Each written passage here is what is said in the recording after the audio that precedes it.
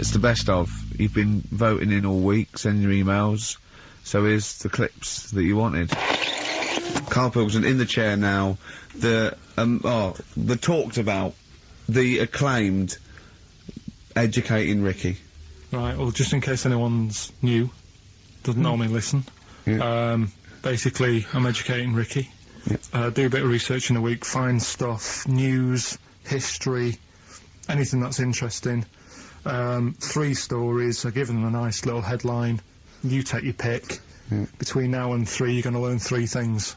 Yeah? Yeah.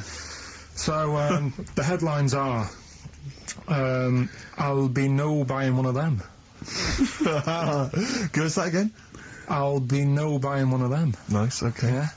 Yeah. We've also got, hippopotamus news. Okay. Okay. And, can you believe it? Can you believe it? Well, I'm going to go for hippopotamus news. Hippopotamus news? Hippopotamus news. Right, well, this one, it's, I'm not going to take the credit here. I heard Christian talking about this on breakfast, right? Because it's a good story that happened. Basically, I don't know if I told you about it last week when we were having our spaghetti, but, I think you did. Right, I know what it is. I know what this is. Okay, I've not heard this. right, there's a little midget. Right, there's a circus. I'm loving it already. Circus going on somewhere. I think it was in America. And is that present day or old times? I'm talking like in the last 3 weeks. Okay. Right, little midget, circus, really packed out show. People are loving it. Right, Steve, you'll ask the same question I did. I know. So there's a little midget jumping up and down on a trampoline. That's what circus is. Right. I'd pay good money to see it. So everyone's clapping, and he's getting carried away. Because he can't believe he can't believe they're loving it. I didn't know they'd like a little person on a trampoline, but they love me. But you know what it's like when, if there's a crowd of people sort of encouraging you to sort of go higher and stuff. Yeah. And I'm sure he knew it was getting out of hand. But he was jumping and he was coming down the road going higher, and he's going really high in the air, right? So he's doing this, crowd are clapping. There's a hippo, right, just sat next to the trampoline, getting ready to come on and do his act. Oh, right, I thought he was in the audience. Getting ready to do his act, Steve. Yeah. So he's a ventriloquist. What do you mean he's sitting by the trampoline waiting to do his act? Because it's why do they sit in the dressing room and they go, 5 minutes, Mr. Mus, 5 minutes, Mr. Mus. So anyway, right, so the hippo's there, He's getting annoyed, is he, because the midget's He's eating going, into how his can I time. follow this? How Yeah. can I, He's this is probably really thinking, annoying. They're going to be, Yeah. oh Yeah. no. so He's thinking, he's already done the trampoline, my pogo stick out, he's never going to work. Yeah, go on, so there's a hippo waiting. See, it's a great story and I just know he embellishes it or it gets slightly wrong. Go on.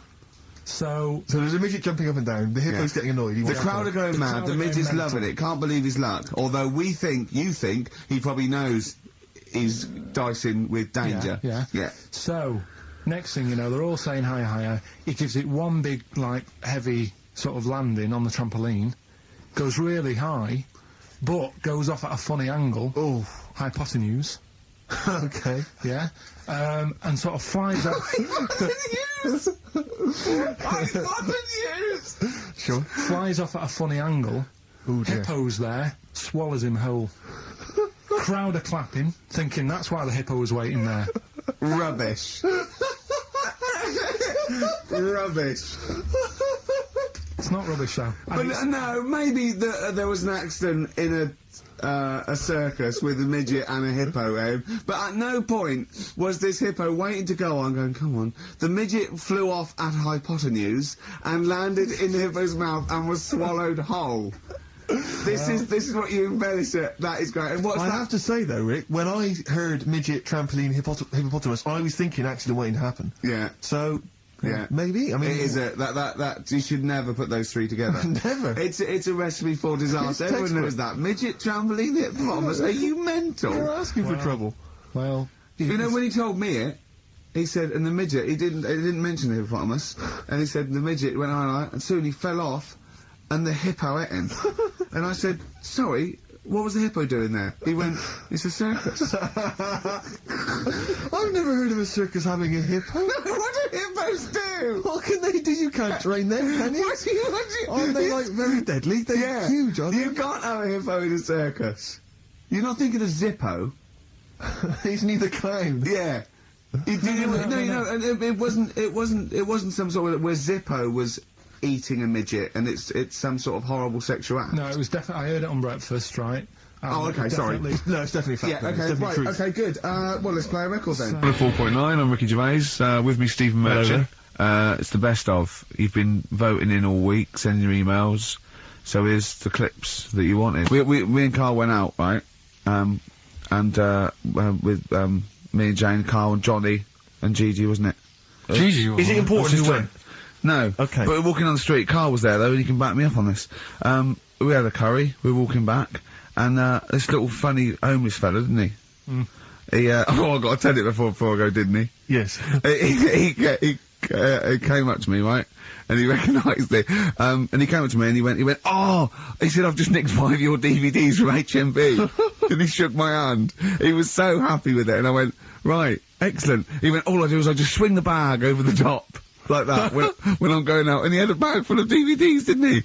And he was so pleased to tell me that he'd stolen. Isn't that great? He said they're going like hotcakes. He said they're going up, of course they are! Yeah, you're nicking them. I know, we get paid for them though, don't we? So not the stolen ones? Don't we? No.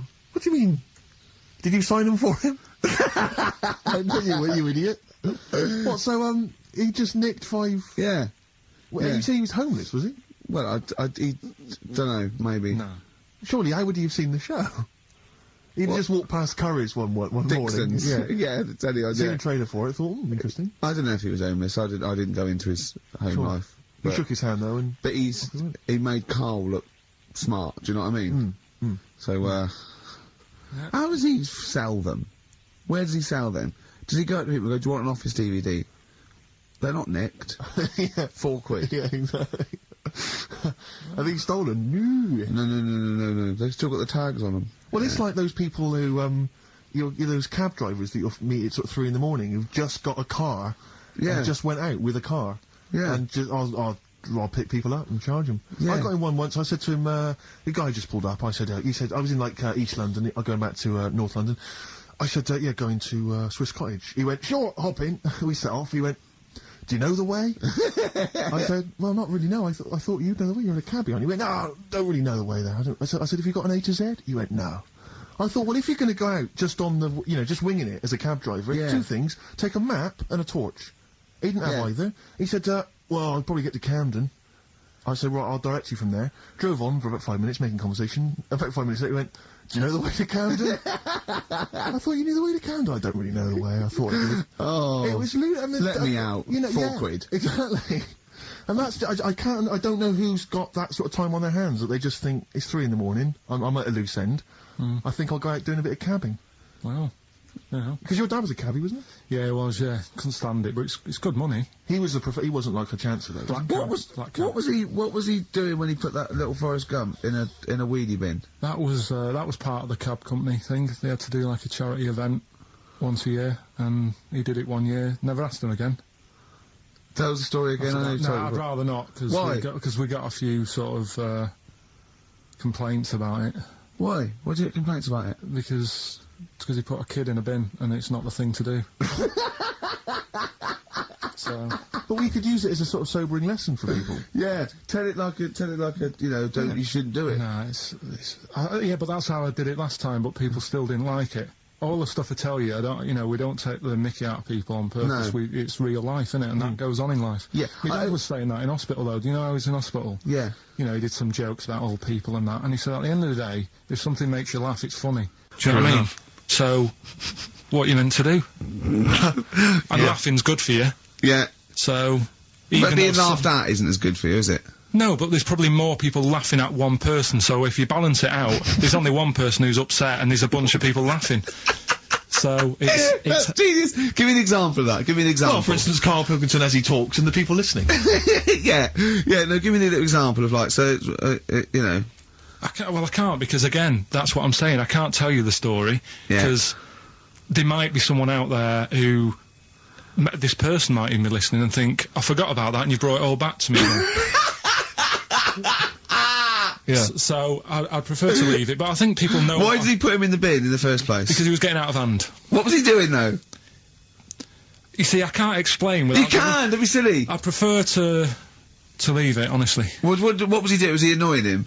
He was annoying my dad and the other people in the cab. Right. And he thought, how can I deal with this before it gets too out of hand? Yeah. He pulled over and put the lad in a wheelie bin. I'm gonna burst. So we'll leave that.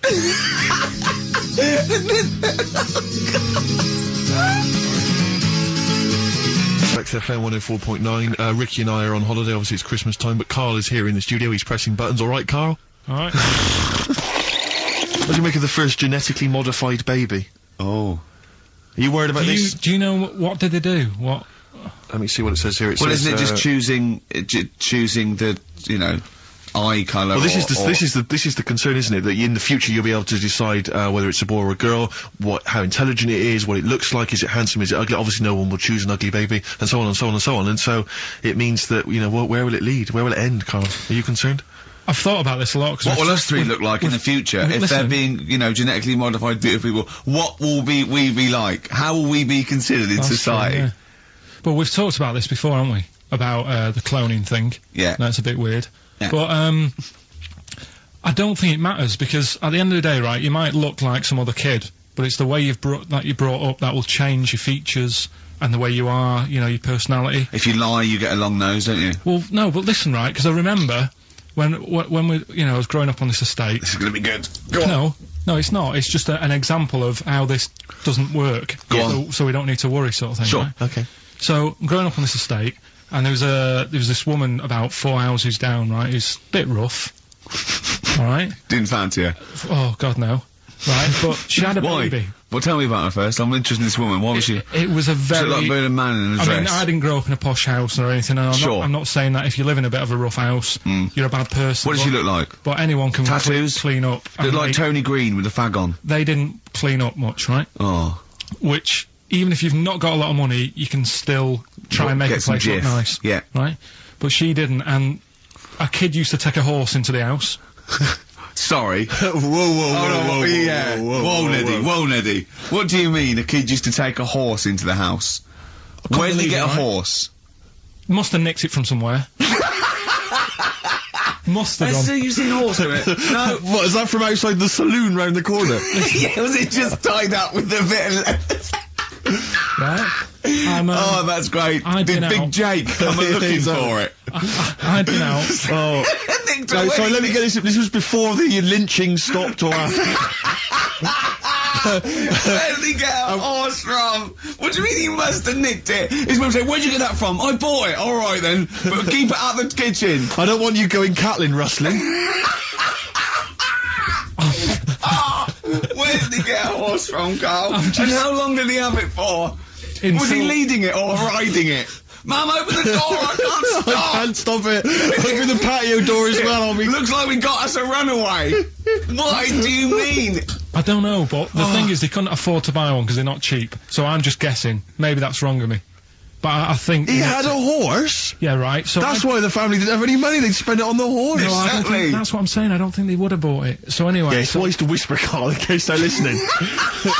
Yeah, and they could be in the room next door. It's not buying it, it's keeping it as well. Oh, so I was like in the car with my dad coming into the avenue, and you used to have to drive down it to turn round. And you know, sort of go back to our house. You had the traditional method of transport. Yeah. And the horse was in the lounge, reading a paper. Just like walking around. Oh God! What? And when I was doing, I tried to earn myself some money once by flogging little flowers in plastic cups. What? This is genius. It just keeps coming. What do you mean you're trying to flog little flowers? What do you mean? Well, Wait. Let's play a record. Let's play a record and come back to this, wait a because the minute, story's wait a going to minute. just unravel and unravel. It's going to go on for hours. Let's It play a gets track, deeper Carl. and deeper. It's like come an on, Carl. onion, isn't it? We've created a whole world here where there's a man living with a horse. Just walking around the lounge. I come from the West Country, I've never heard anything like that. I just think of a big sort of like orange carpet and a rediffusion telly and this horse going, I'm fed up in here. Exactly. This is really... I am not taking the rubbish out again. Yeah.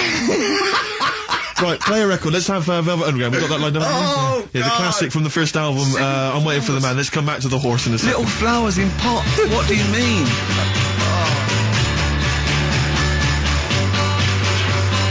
Velvet Underground and Nico, which apparently peaked at a disappointing 171 in the US charts. Think of that. And that's obviously Lou Reed, the Velvet Underground, and Waiting for the Man. Yeah, great track. So, we were talking, we were doing White Van Man, and we got onto genetically modified babies, but and then somehow Karl started telling a story about someone with a horse, and then he got onto, he was trying to make money selling flowers. Just do the flowers briefly. Well, hang on, I just want to recap slightly. So there was a family, and who had the horse in the family? It was... Because you lived on an estate in Manchester. So didn't you? the mother was a right pig, apparently. Well, I don't know whether that's you relevant. don't need to go that far. But what go I'm on. trying to do is, like, make a picture for you so you understand. What What a did she look picture like? it Who is. did she look like? Bit of a... And no disrespect to her. Bit like Pauline Quirk. Quirky, yeah. Right? Okay, I knew you were going to say that. I knew it was going to be Pauline. Did she have any tats? Did she have any tattoos? I've never got that close to her. Okay, alright. So who had the horse? Was this her son or her No, husband? her daughter. Her daughter had stolen a horse, Yeah, from... I don't know where. There was I think there was some stables down the road or something. and they kept the horse in the house with They them. kept it in the house. Did but they they didn't get have caught? it for long. No. So, and you said you were in the house one day and you saw the horse No, in what there. happened was, I was, they did this thing at school about raising money for charity, right? For some local charity. And they said you can do anything to raise money, and they came out with all these ideas, and I thought, that's good. What was the charity? But I don't know, I thought, forget the charity. Yeah, that's I'm just a a good money charity, making overweight. So- You're a charity. So, so I asked my mum for some, 'cause she used to have a lot of flowers around the house. Sure. I said, can I just take some snippings off them? And I'll go and buy some plastic cups. And got some soil out of the garden, planted the bits of plants in them, Yeah. got a tray, Yeah. had about 25 plants on it, selling them for 25 pence each. Excellent. Did you sell any? Yeah, so loads. Did you just cut, you didn't just cut them and stick them in the Yeah, they soil? wouldn't have survived. Oh. But I think people sort of thought, well, good on him for trying. But anyway, so I went round to theirs, because I thought their house could do with a bit of colour and stuff. Yeah. So it's a bit rough. So as I went... The horse went, thank God for that breakfast. They've been feeding me kitty cat. So I got up to the door, and they opened the door, and it was one of them houses where no carpet, Yeah. A horse in the living room. You know. We've all been there. and, Yeah. and the horse was walking around the living room. Oh. I looked quite happy and everything, because I always say that about animals. Black Beauty right? was on. Yeah. Well, think about it, right? If you were a horse, where would you rather be? In a little wooden hut with a load of hay, or in like a house with a Central heating. 3-piece suite and Sure. a telly and that?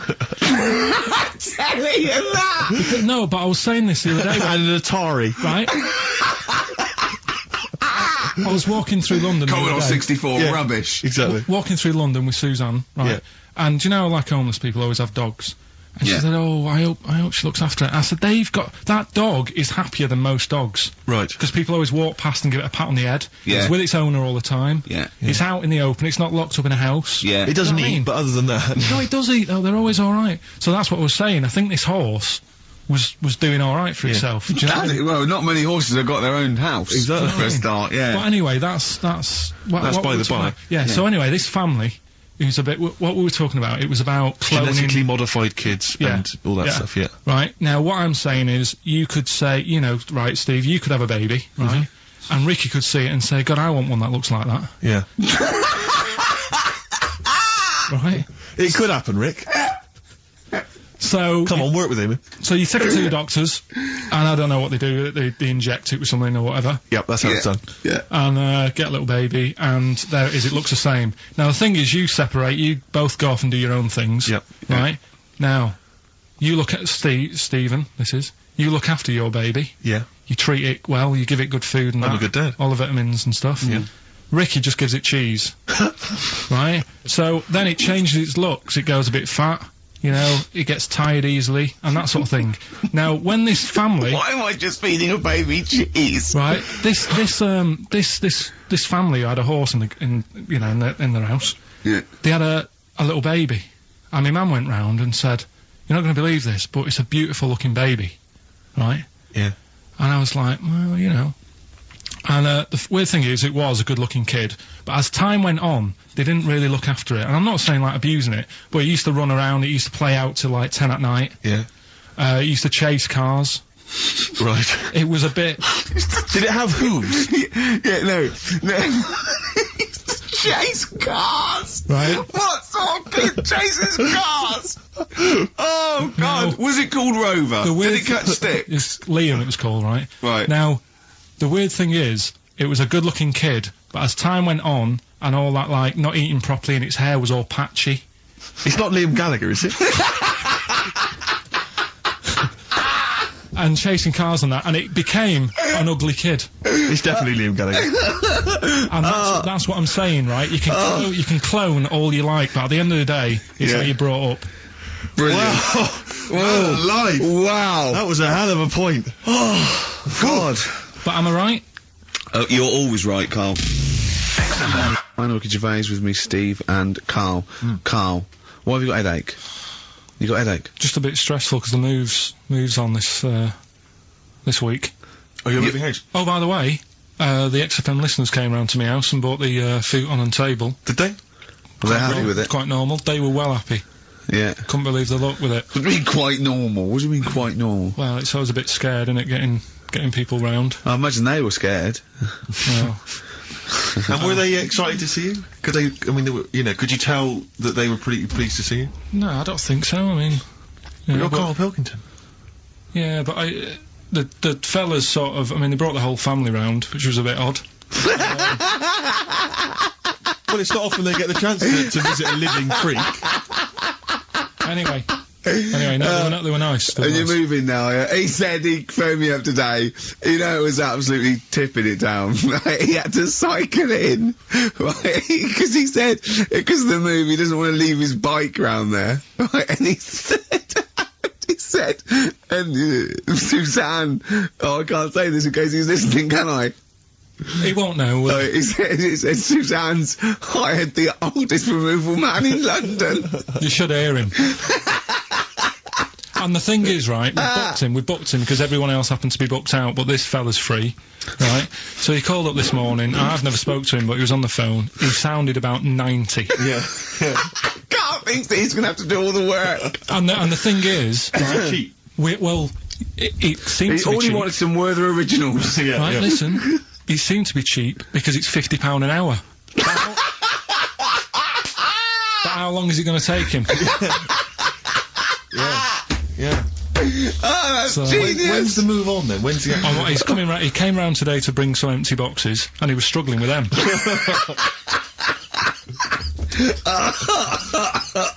So it actually happens on Wednesday. Oh, God. Anyway, I woke up this morning, yeah, feeling fine? it's not a blues song, and I turned my phone on, and it was from Karl, and it went, forget it, I've made my mind up. And I thought, Wow. what is that? And I Forget phoned him. it, I've made my Yeah, mind. I went, Karl, what is it? He went, oh no, it's about the text I sent you last night. I went, well, what was it? I just got this text. He went, I was just wondering, I was thinking last night. He said, supposing you had to have your hands removed, Sure. right? And the doctor said, well, you can either have them stay like that with stumps, or I can sew feet there. What would you have? And I was bleary-eyed, and I went, the stumps? He went, yeah. I went, alright? He went, yeah.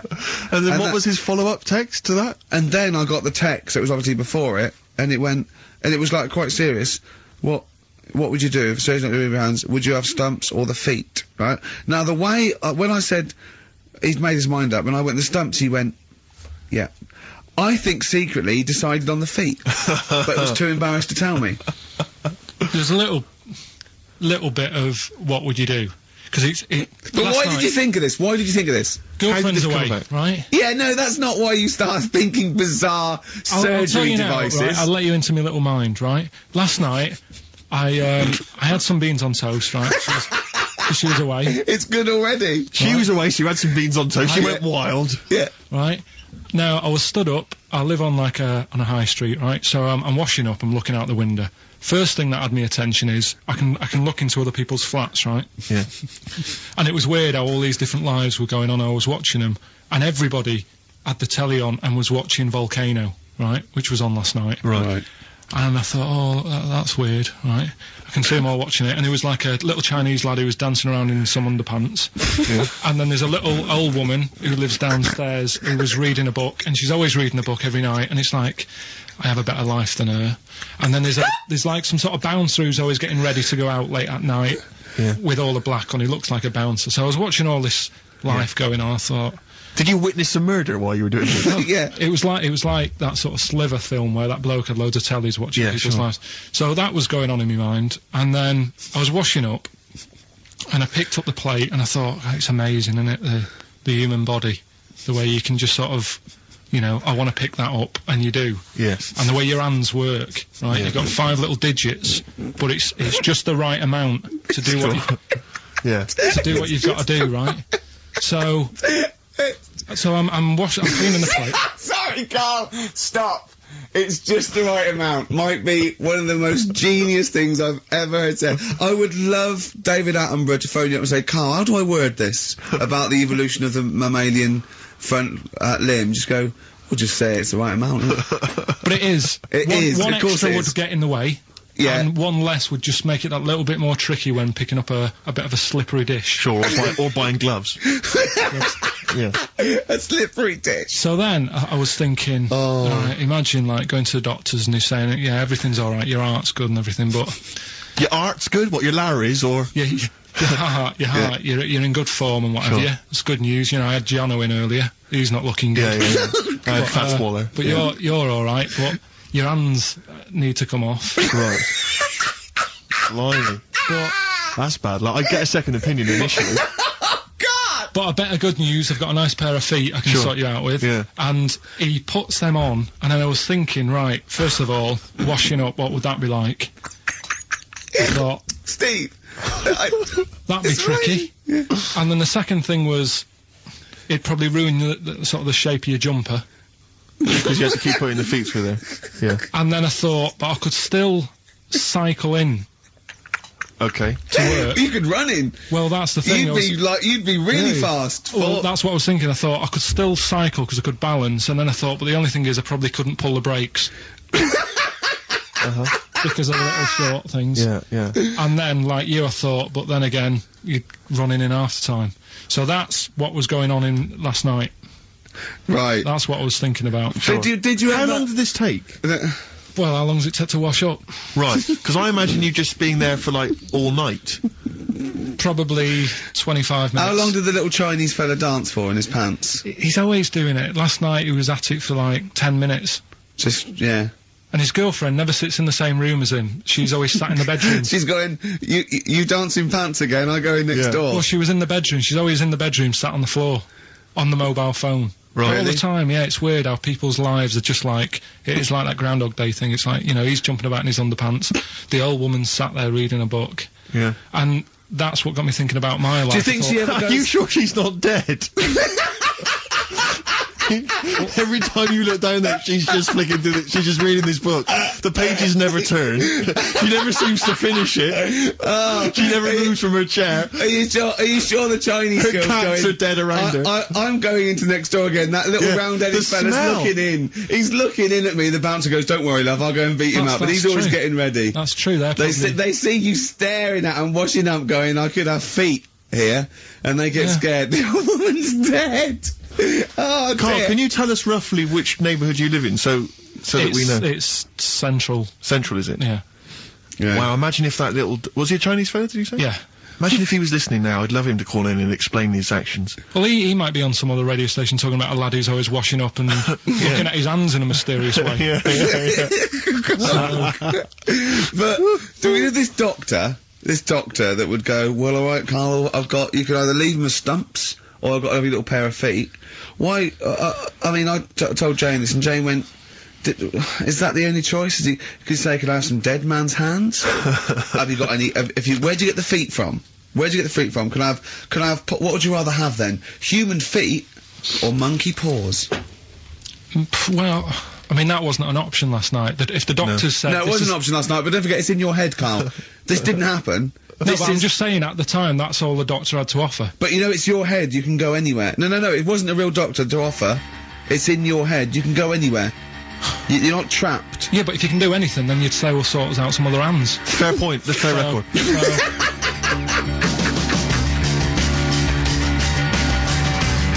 Hello? You're listening to the best of, basically, Karl Pilkington. Right, you ready then? So, just in case you haven't heard it before, I'll give you some initials of a band or an artist. We're not doing Rockbusters now, are we? Yeah, I thought, well, we've just... Oh, no, we keep that going, then we got... Well, I love educating Ricky, that's my favourite thing now. Well, what do you want to do, Steve? I mean, let's hear the clues. It's just that he's sort of bigged up the prizes. And so this is only by email. Give the email address out now for people to write it down now, Karl. Right, it's ricky.gervais@xfm.co.uk. ricky.gervais@xfm.co.uk. Only entries on email. Yeah. You're gonna get 3 clues. You've got to get them all right. And you win all the You win all those prizes we just said. Okay, Karl, go on then. Right, and just a quick example, one of the first ones we did, it was like AK, and the clue was exploding pet, and it was atomic kitten, right? Yeah. So you understand how it works now. These are your clues. The first one, that army has got some nice trenches. That army has got some nice trenches. Excellent. Yeah. And the initials there are DW. Do you write some of the questions for 15 to 1? Go on. So that army has got some similar phrasing. Trenches, okay. Okay. The second one. What were the initials there, Karl, on that person? DW. DW. Yeah. Right, the second one. The top of them curtains are all wrecked. All the materials all worn. He acts it out though. We've got to get him on telly. We have got to get him on telly because his little face and his gestures. That's the second one. The initials being HV. Okay, the top of those curtains are wrecked. All the materials all worn out. Right, HV. And the final one is the final clue. I was in Texas the other week. Right, I tripped and landed on my knees in a puddle. What's the initials? WH for that one. So I was in Texas, I tripped up, landed on my knees in a puddle. So that's WH. Incredible. I've got it! Is it great? It's fantastic! It doesn't work! Okay, time me during the record, Do you remember you're playing for these compilation albums? We got the Fatboy Slim DVD, Linda Green on VHS, and of course, Executive Decision, starring Kurt Russell as well. Okay, 104.9, Ricky Gervais, Steve Merchant. We're not actually here. It's the best of. Okay, what's the next one? What's the educating Ricky? I don't know, see, like I say, I was looking around and there's stuff that is interesting, right? I was looking on the web. But there's no point. Well, it's just that I found one about, what's the point? About a lad who, 8 years old, but he's still breastfed. Now, I don't know if you can get anything out of that. Is that what his mum said?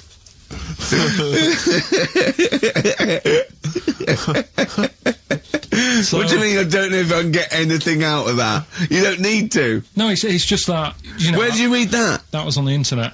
Oh, well, yeah. You're always unspecific when you mention it. It's just it was on the internet. Well, I'm trying to think what I put in. I think I put in Y to see if I'd confuse a computer. And then, Karl, you are... No, I did no, honestly. I did a search, put in Y, and it came up with funny things that, like, why is this person doing that? Why is that? And it had a picture of this 8-year-old lad, sort of, you know, on his mum's nipple. And, it was saying, you know, is this healthy? You sure that wasn't asking you that question? What? I put in Y just to confuse the computer. Like, the computer go, what do you mean? Yeah. Stop it. Yeah. Oh, look, Last week, I was walking, home home with him, and I went, he was saying something stupid, and I went, I've got a competition for next week. Let's do a phone-in, and it's called Karl Pilkington, Genius or Fool. Yeah. Right? And he went, no. I went, why not? He went, well, it'd be confusing because they say there's no difference between genius and being a fool. You do though, don't you?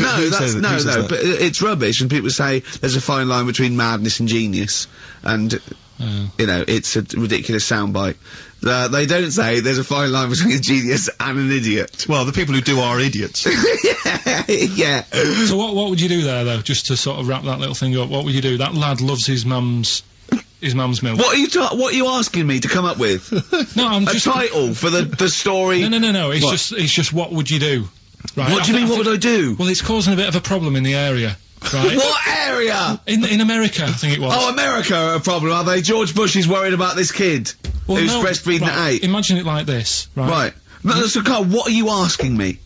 About this spurious story you saw on the internet? I saw it on the internet. There's an 8-year-old lad, he likes his mum's milk, and it's saying, is this right? Should it No, be it's going not. on? But what do you want Ricky to do about it? It's not his responsibility. Yeah. No, but the little town that he lives in, they're all causing an uproar, right? Going, this isn't right, you know, I can't let my kid play out in case he's in the garden with his mum getting a bit hungry, right? So, Oh, God. what should they do? Because his mum's saying, well, he likes it. Yeah. And he, you know, so what do you do? I don't know the laws. No, but I'm not asking you to sort out the laws. I'm just saying, if you lived in that neighbourhood, what would you say? If you went up to him and said, look, everyone's getting a bit fed up with this, look. I'd say, what would I do? What do you mean, what would I do? what are you asking me? Right, it doesn't matter. No, what are you asking me? What are you asking me and Steve and the I'm public? just saying, say if you live next door to this woman. Yeah. Right? The kid's hungry, 8 years old, he's out playing on his bike and he goes, Mum, I'm getting a bit peckish, and he goes, alright, son. She whops one out.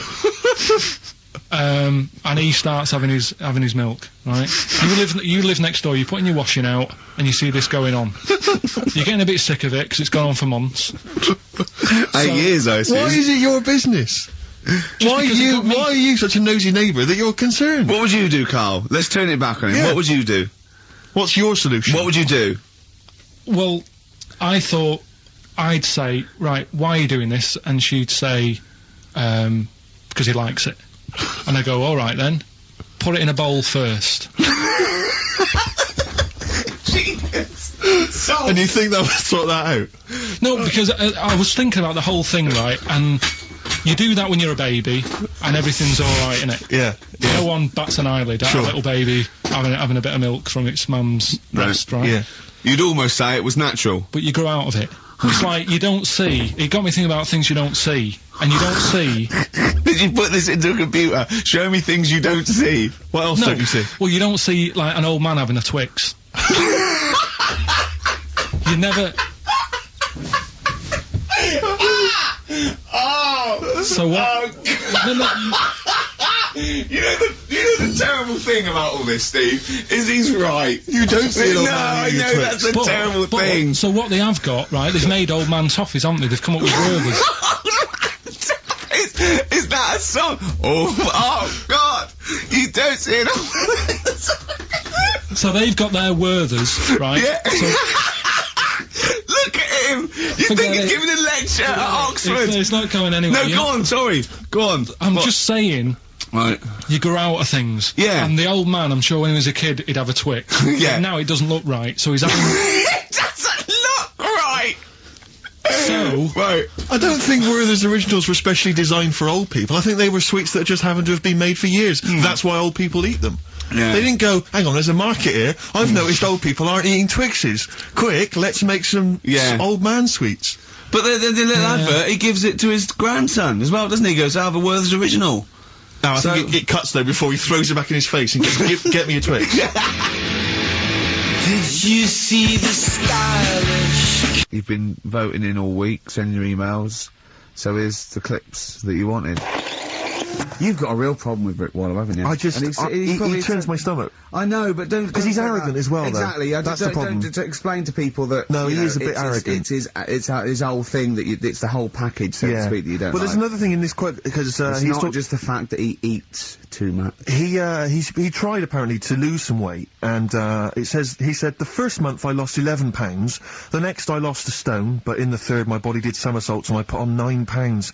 I had a slip up. I can't say when, why, or how, but it just sneaked up on me. Yeah. I don't believe it. Yeah. Don't believe it just sneaked up on him. That body's never done a somersault in its life. No. It just sneaked up on him. Yeah. It was the cakes again. Yeah. It was the same old cakes as before. It was exactly the same problem. Sleep eating. Yeah. It's called. It was the KFC bucket again. It was the family-sized KFC bucket for breakfast. Dear. Poor man. The other thing is that I don't think that's a very good shock tactic for a doctor to tell a 20-something, well, to be honest, you've got 20 years to live. Yeah. That's not, you know, and when I was 20, the thought of dying at 40 was fine. Yeah. I didn't want to live to 40. Yeah. I just thought, oh, what can you do when you're 40? Yeah. Just laying around doing nothing. Eating cheese. And then you got there, and you discovered... No, but someone sent dream came true. Sophie here sent me something, and she said, I realise you're not Graham Norton, but I had to send you this. And she sent me the top of a little cream cheesy thing, and the brand name is Gervais. How odd that is. They've named a cheese after you. I think it's a big French company, and this is from the Czech Republic. It's all over Europe, and so that would be a dream come true, wouldn't it? If they named a cheese after you. No, I think it's probably, you know, ancestors, and so cheese is in my blood. Sure. Quite literally. It literally is, yeah. Another heavy Friday night, was it? It comes out of pores like those Play-Doh things. I can squeeze out different shapes. Jane, bring the Stilton in. It's Friday night. Oh, this isn't fried. Exactly. But yeah, so we can't really have a go at Rick Waller. I eat too much, but but you're not big. I mean, one of the other contestants on the Fat Club, Celebrity Fat Club, is another one is Jono Coleman. Oh, we love Jono. Now Jono, I don't know, you know Jono, he's that guy who does he used to be on TV, and I think he does a breakfast show on a rival station, doesn't he? He's happy, isn't he? He's so true, and he's a really nice bloke, Jono. But it's funny because he does a breakfast show on Heart, which is wrecking his own. There's a bit of irony. Oh, I love Karl. Thanks, Karl. Do you know what I mean? Yeah, I love you. I can see where you're coming from. Yeah, that's good. But we've met Jono a couple of times. We saw him at a couple of, not wishing to say not to show off, but a couple of awards dues. Yeah. Like that's showing off. But like people would have seen dead there. Well, yeah, but we went to one where everyone was in, like, tuxedos or suits and ties. Not Jono. Jono was wearing a pair of Bermuda shorts. Big Bermuda and a shorts. Hawaiian knee-length Bermuda shirt. shorts with just these little... But I saw him again another feet. time, and he had shorts on at a similar event, and I've seen him since in the street, and he's all... I'm wondering if he can wear trousers. I don't think he can actually wear trousers. I don't know if there's a medical reason for that, whether he's just... his legs are too fat. I think the material is a waste of money. I think it's just that you can get shorts that big and they're comfortable, and, you know, I mean, to be quite honest, I don't want to squeeze into a tuxedo anyway. So, if you can go... I'd love to turn up those things in Bermuda shorts. Well, of course. Flip-flops. You But know, do you think he started off by wearing, maybe he just had the upper half was a tuxedo with the tie and then the thing, shorts for and the shorts comfort. underneath, and he would just have to come in, kind of sneak behind, you know, a sideboard. Potted plants. Or a potted plant, or bring his kids ahead of him. Yeah. You know, And you they are just wearing go- trousers, aren't you? You're Yeah, wearing yeah. trousers. Of course I am, In you go. Kids move a bit. Well, no, just leave the- Exactly. of course I'm wearing trousers. Why would Of course I'm wearing And then you trousers. just thought, oh, this isn't fooling anyone. So now I'm going to make a wacky effort to sort of, you know, The next zone is, I've heard he's going in a grass skirt and a garland around his, and he's gonna come in limboing. But you did ask if you could go to the BAFTAs in a dressing gown, didn't you? Just for ease. Yeah. Yeah. But, right, is this talking about diets and stuff, right? Go on. They've come up with a drug that, they tested it out on a mouse, right? They said, you know, it's a problem that weight is a big issue in the world, and, you know, a lot of people are depressed, and that, probably like Rick Waller. Well, I'm depressed looking at Rick Waller. Well, you know. Oh. I mean, you could sort out Rick by, you know, Jono is an old man, he's got loads of money. He's not old. No, but he's getting on a bit, right? He's about No, but my hang on a age, minute. What I mean is he does his own shopping, right? So I bet it's Sorry. hard. What do you mean? Because he's like, how old is he? 35. Right? He's got loads of money, he does his own shopping, so when he goes to the supermarket and he passes, you know, the sponge cake section, it must be tough when you've got loads of money to burn, like you go, oh, just one more. Yeah. One more. Look, so just sorry, we are getting close to libel here, I think. No, I'm saying how it is, because Right. I've tried, like, losing a little bit of weight. Have you? And it is difficult when you're in Waitrose and you see a little chocolate muffin and you think, well, one more and I'll do without... Do you like a little chocolate muffin now and Well, again? yeah, right. Is that your favourite thing? So the A thing chocolate is- and Let him muffin? finish his point. So the thing is, right, now with Rick, he lives at home with his mum, so why doesn't his mum just say, I'm going to buy less this week, and if you eat it all, you're not getting any more? Yeah. That sort that Does out. he live with his mum? Sharp shot. I bet he does. I bet he does. 'cause So he- you don't actually know if this is true or not. No, but anyway, right, so this drug they've come up with, They've tested this on mice, haven't they? they've tested No, I'm worried if they haven't tested it on mice. because Thank God for that. It's definitely been tested on mice. Definitely. they fed a mouse a load of cake, Yeah. right? And it went a little bit chubby, and he said, right, stop a minute. And then they gave it this drug that makes you lose weight. Yeah. And its weight went down, but the only bad side effect was its eyes were popping out.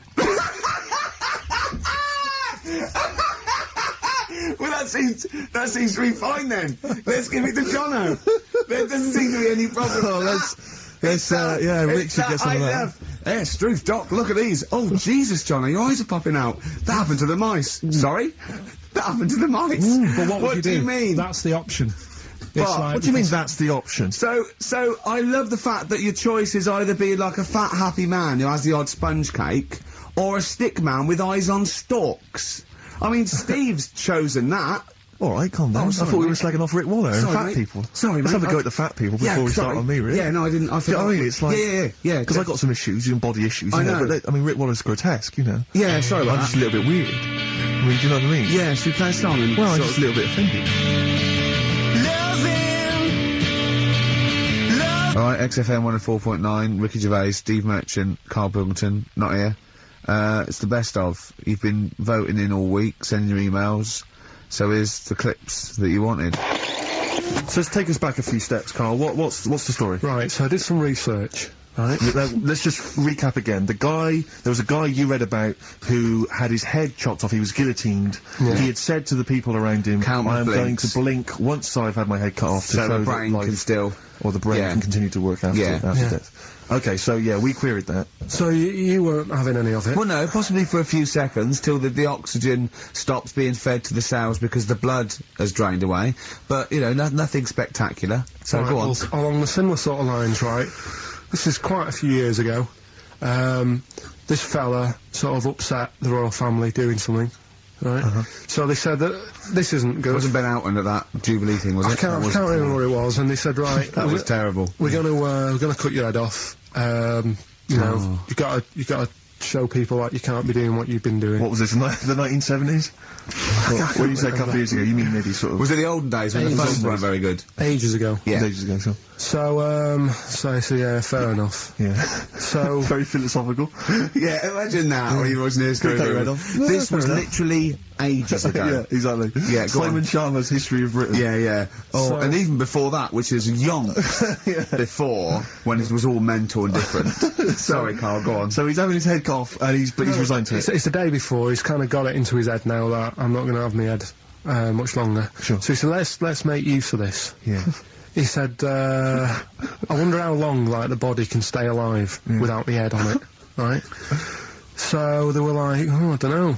So, Who were?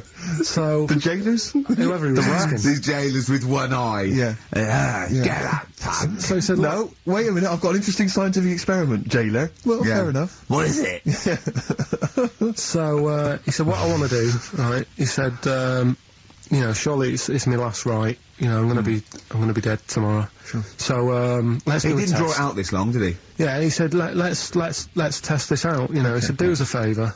He said, you know, it's my last day, what I want you to do is, you're gonna cut my head off, let's put a white line on the floor, Right. and see if, you know, because there's no point asking how far he can sort of walk without an head if there isn't a line, because you don't know what to count, do you know what I mean? If he loses his head and he's running around all over the place, you can't really count That's that. not impressive enough, yeah. So they said, let's make a white line. Sure. Yeah. Who said And- this? He did or they did? I think they started to join in with him and saying, well, let's make this a... you know. You guess it. Go on. So, They got Norris McWhirter down. The Guinness people. Oh. Yeah. so they said, let's get this white line. Yeah. And, Dedication's all he needs. we'll do this tomorrow. He said, alright, then I'll see you in the morning. I'll see you in the morning. Night, night, sleep tight. Bye-bye. I love the fact that Karl knows exactly what was said. Oh, that's beautiful. Yeah, he doesn't know the story or what order it is in or when but it he was. knows exactly what or was who said. says what, but he knows the intricacies. Alright then, see you in the morning. Bye, little kissy, kissy, kissy. Oh, I'm not like that. Oh, you joker. Oh, don't let the bed bugs bite. Yeah, anyway. So he gets up. Do you want a paper tomorrow? No, I'm alright. Go on. He gets up and they say, right, today's the day and that. And he said, well, I've got used to the idea. So here's a white line for you. Got used to the idea. Go on. So they go, right, are you ready then? And he said, I go on. And they cut his head off. And the body walked 32 steps without a head. Wow. 32 steps. Incredible. And that's the lesson, really. Did it get as far as it walked along the white line, did it? Yeah, it stayed along the white line, did 32 steps, and then started to stumble a bit, and it just fell over. Yeah. But, it was a test that your body can still keep alive for a little bit. Yeah. When you've lost your head. Absolute twaddle. Absolute twaddle. What do you reckon you can do then without an head? How many steps? Nothing. There'd be muscular spasm, right? Yeah. It would twitch a bit. It would, yeah. You could not distinctly take 32 steps. The body well, don't... Yeah. Is the doctor still on the line? Yeah. The fellow that bought 6 parrots. Yeah. And, you could have got 32 steps. Right, so A you don't beheaded believe man that? doing a bit of line dancing. Right, you don't believe that, but something that you do believe that a cockroach can live a week without an head. It can. Slightly different kettle of fish there. Why? Wow, insect to human is what I'm thinking. Yeah, That difference. There's not that much difference in Well, of course some there insects. Do you know that a snake has a heart and lungs and kidneys and stuff? Go on. No, well, I'm just saying. So? You're making out as if, like, they're a totally different, like, being. Species. I am making out. I mean, call me old-fashioned. Do you know what you're talking about? I don't want you embarrassing yourself, Rick. Yeah, I am suggesting they're totally different beings. Yeah, that is. Yeah. Now, Karl, the cockroach is a very different thing. The interesting there is that it lives without its head, because a lot of it's on, there's some of them are phototropic, chemotropic, some of them just literally have, irritation and muscle memory. I mean, they do have a central nervous system, but it's very different. So if you lose the head, it bypasses a lot of that anyway. All this is run around. The reason it dies is because it can't take on water. But it's very different to a man, right, having consciousness and then losing that, and the body's still going, no, I think I remember what I was going to do here. Yeah, so I'm going to carefully walk along the white line. 32 steps along this white line. Imagine just looking down going, oh, missed a bit. Yeah. Maybe the head was in the corner going, left, Yeah. left, left, oh, he's now, Well, let's just put it out. I mean, if anyone listening has maybe had a relative beheaded, maybe in a horrendous car accident, where they got up, maybe they went for a walk, they had a little chat before they passed dear on. Karl. Get in touch. Karl, you are my favourite being. You are my favourite species. Now, you, Karl, may not be particularly different genetically from a cockroach. You Well, are, why can generally cockroaches speaking. do that? Why whoever made them went... Let's play a record. We'll Do discuss you know it. when I told him this fact, I send him little facts on text messages just to inflame his, interest. I just sent him a cockroach can live 9 days without its head. He texted back, what's the point of that? Yeah. What's the point of They're that? not doing experiments, these cockroaches. It's a waste of It's a time. boring last week to have. And he went, and on top of all that, you're thirsty. So it's the worst week of your life, isn't it? That week without your head. XFM 104.9, I'm Ricky Gervais with me, Stephen Merchant. Hello. You're listening to the best of, basically, Karl Pilkington. Karl's all flustered because there isn't a record set up, and he's getting all tizzy. He's been more worried about his competitions than sorting out putting records on ready. What? I'm after Steve's Song for a Lover. Well, I'll tell you what, why didn't you carry on with your educating Ricky section? I'll have a look on the CD. We'll keep it going, Steve. Yeah, you Cover keep it. it Go on. Go on then, right, okay. We've had a few emails. Anyone got it right, Karl? Anyone got it? Ricky, educating Ricky, that's the final one. We've got to get that out of the way. We've got to get Rockbusters as well, though. do that at the end, we can wait. Go on then. But we've only got 5 minutes left. Come on, just do Educating Ricky. Right. God. The last one that we haven't done Right. is, he's a bit of a nuisance. Go on then. Again, not really that interesting. Thanks. No, like, again, I spoke to you in the week, and he had much better things, like when I tell you about Brian Blessed climbing Everest, and for some reason it made him, played havoc with his belly, and he followed through, and he had to clean up. Shut himself. Yeah, using ice and snow. Why are you telling me that Brian Blessed, in what way is telling me that Brian Blessed shit himself once in any way educational? Because I was saying how he was climbing Everest, right? Right. I give it to him, he's an actor and that, but he gave that a go. Yeah. Right? He played... What's the point of that, you'd say, wouldn't you? You'd say, God, he's you know... Oh, so he's alright. Me doing a boxing match for no reason is rubbish, but him climbing Everest and shitting himself... Yeah, he did that. ...is commendable. Right, and he's only gonna, like, go and do it again. He's gonna climb it again. Yeah, but he might not shit himself this time. Yeah, what's the point in going? Nothing's changed up there. Yeah, good point. Yeah, What's it been? Well, it has. They've probably cleared it up by now. Like, but it's slip on it. I can't really bother telling you this one, because... Come on! To be Just honest- do it, or do it now! Steve, how we doing? Look, no, never mind that. Look, just tell me what that means. Oh, he's a nuisance. Oh, this is so annoying, Carl. I'm gonna go mental. Right, Talk! Right, listen, I'm just putting this in here, right? Right, nuisance is a bit of a nuisance. Yeah. Apparently, Yeah. the old fella who used to hang people... 1700s? Yeah. He used to be able to tell somebody's weight just by looking at them. Right? That's a bit of a bonus fact. We'll be the judge of that. The thing that I wanted to tell you is, money for old rope, do you know what I'm saying? I can't even be bothered. Yes, you're gonna tell me now. Come on, Carl. Well, I mean it. Basically, money for old rope came from the... right. What was all that about? He can tell someone's weight. What was It's a that bonus for? fact. And Brian Blessed shitting himself. What are you... What? No, tell you... No, tell me that now. You nearly made me swear then. I'm getting really annoyed. I'm getting really annoyed now. Tell me this fact, Carl, or I'm gonna go mental. Come on, Carl, time's running out. Not that people, years ago, when people used to be hung, right? Right. If you didn't like the person who's been hung, you'd go, God, I really don't like him. And so you never forget the Because time... even if they're being hung, we take that as read.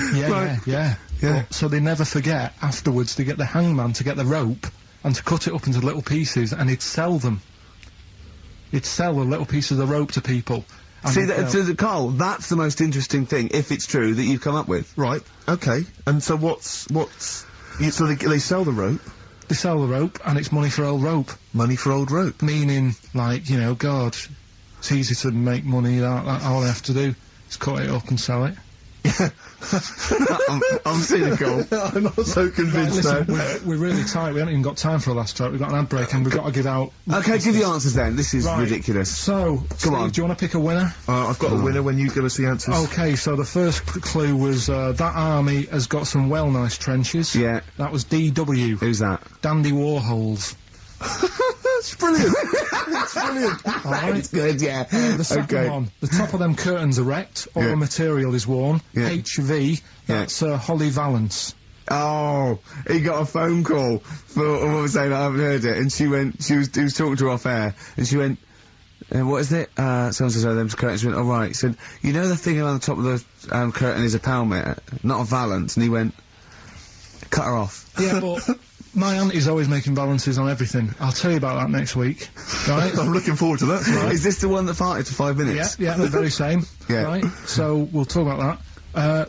I was in Texas, I tripped up, I landed on my knees in a puddle, WH, Yeah. wet knee Houston, right? Wet knee Houston. Yeah. So, You're a maniac. So, who's a winner? We've got Pete, Catherine and Laura in Newcastle upon Tyne. They're listening online, I assume, and they're on going Sky to Digital. those great pictures. And remember, they got loads of stuff. They got the DVD here. They got Linda Green. They got Stone Roses. They got another compilation and Executive Decision. What did you read about Brian Blessed? Is it actually true, or have you lied with No, someone else? it was an interview with him in it. And what did he talking about- say?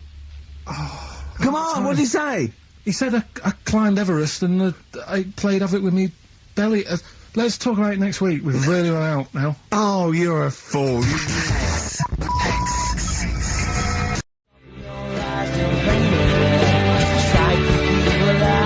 Alright, here we are then. Oh, Scorpio Rising, Death in Vegas, on XFM 104.9, about 1:05 Saturday. Here we are again then. Ricky Gervais, Steve Merchant, Karl Pilkington. I can't believe our luck. Oh, alright, Karl? Alright. Yeah, so what are we doing today then? Producer. Right, well, Oh, sorry, I always laugh instinctively when I hear Carl's name and that word. Yeah. associated. right, well, why is that? Because it is, I had to come up with some new features again for this new year. Okay. I'm excited. What have you come up with? 'Cause we said- Oh. We are the backbone of this show, Carl. Yeah, we'll tell you, we've come up with some pretty, what's yours first? Right. Go on. Right, well, Rockbusters. That's old, that's not a new feature. Yeah, but we'll keep it. Right. For So another you're bit. just keeping an old feature? Okay. No, it's an old favourite. I'm sure there's a lot of people that are going, phew, I was worried that he'd lose Rockbusters. Rick, I've just come up with a new idea. Why don't we just play some records that we like? There's a new idea for 2003. Yeah. Oh, you know what we can't, Steve? Because the library's out of order. Oh yeah, the record label, we can't get in there, we're not allowed to get in there. We had to scrounge something from Capital Gold. So anyway, right, Go on. so we got Rockbusters. What are they doing with the library? Are they getting some records in that we want to play? Is that their new idea? I know, let's get some records in Yeah, that we they're want to thinning play. out the Gina G. Yeah. Four non-blondes, goodbye. Give that to Foxy. Go on, sorry, Karl. We'll do, we started Do We Need 'Em in 2002. Do we need them? Do we need him? Yeah. We'll continue that. Got a new one, haven't Explain that later. Yeah. Right. you? Yeah. And then the new stuff comes in. Ooh. Right.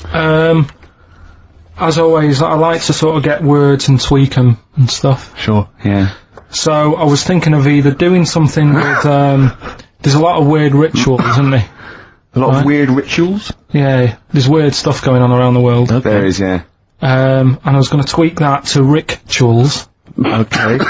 Right. Again, starting with the title, the pun first, then working out what it is. Well, I found some weird stuff. Oh right, so it's specifically Just stuff what? that goes on, like, rituals.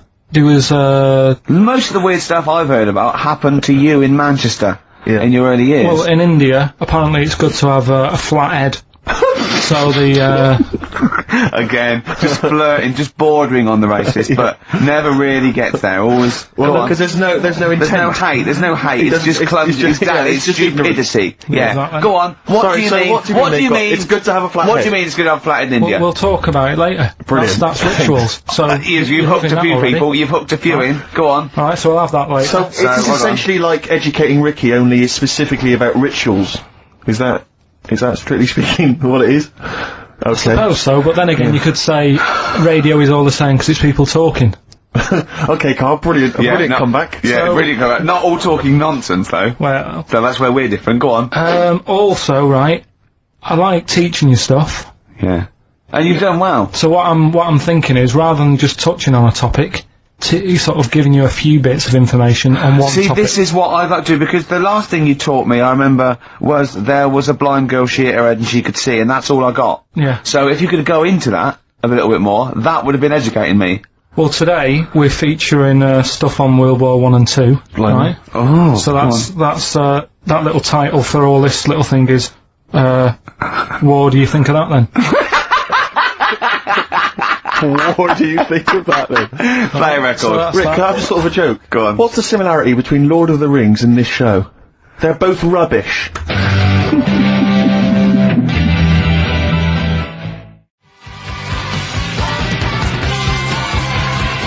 Watch that man, David Bowie, off of That Insane, my favourite David Bowie album. What's yours, Karl? Yeah, that one's good. Brilliant. So, right, we've got, Rockbusters coming up. Do you want to say what we've got to give away there, Not Steve? really, Rick. Is it really bad? Well, What's the film? What's the featured film? the featured film's not bad, I have to say, actually. You've excelled yourself there. Again, it's just one of those things where I think, what kind of XFM listener would want this particular goodie bag? I know before Christmas, Karl, you explained that the Look reason at we were Carl's giving away... face, he's disgusted, because he just said, I do a lot of work to get these prizes, and I went, no you didn't, I saw you, he went over to a drawer and went, I'll give that one, and that one. That's what work you put in. You nicked some, there's about 12 Jerry Halliwell videos, one of which we're giving away. It's Oh, sort of Rick, like, you've given it away. oh no! Yeah, if you'd like Jerry Halliwell's Body Yoga DVD, then, you know, that's one of the treats you can win. But it does, like, if you notice, if you remember before Christmas, he said that, he was giving away a kind of bumper pack of gifts that you might want to wrap up and give to one various for people. Uncle, one for- Uncle, yeah. one for Auntie. But obviously Christmas has passed, so I don't know really what your excuse is this time. You eat a lot over Christmas, don't you? Get a bit fat. Fair point. Yeah. So, Jerry Body Yoga is one of them. The recent, on DVD, the recent series of Wiedersehen Pet. Yeah. Well, no, reaction. Could you give me that reaction again? Well, Rick? no, just Just give me that reaction again. Oh, yeah. Yeah, brilliant. And actually, I have to say, this isn't bad at all. This is the very best of the Stone Roses CD. Well, you can't knock that. You can't knock that. I'll tell you what, we should play Elephant Stone at some point. Yeah, play again. We'll have that. Go on. Madness. I think this is actually tunes from them and not from the musical, although it is tied into the musical. He went to see that musical. Really? Yeah, on New Year's, you know what it's like on New Year's Day, there's nothing to do. Sure. So you go and see some people doing Madness songs. No, I took Suzanne out for a walk, right? Yeah. Went round, Covent Garden. Right. Past the place where it was on. The stage door was open, you snuck in. Well, I said Madness are alright. And because when you think about it, Madness songs are quite sort of musical anyway, aren't they? So you can't They're quite musical. Do you know what I mean? They sort He of... means they're like a musical, yeah. like a musical. Knees Up Mother Brown. I thought it was alright, enjoyed it. Blur the musical would be good, wouldn't it? Blur the musical would be excellent. Yeah, so, Cockney so what, you bought tickets there and then and just went in? Yeah. They're not selling, are they? It's fairly quiet, because we only paid the lower price and we got upgraded for free. Nice. So... You enjoyed it though, did you? I'd loved it. And would anyone like to come on stage with us? Yeah. The little bald fella. Yeah, go on, I'll give it a go. And what home are you from? Where are you, what are you doing tomorrow? Well, I'm going, I said, no, you're coming here tomorrow. Come here tomorrow.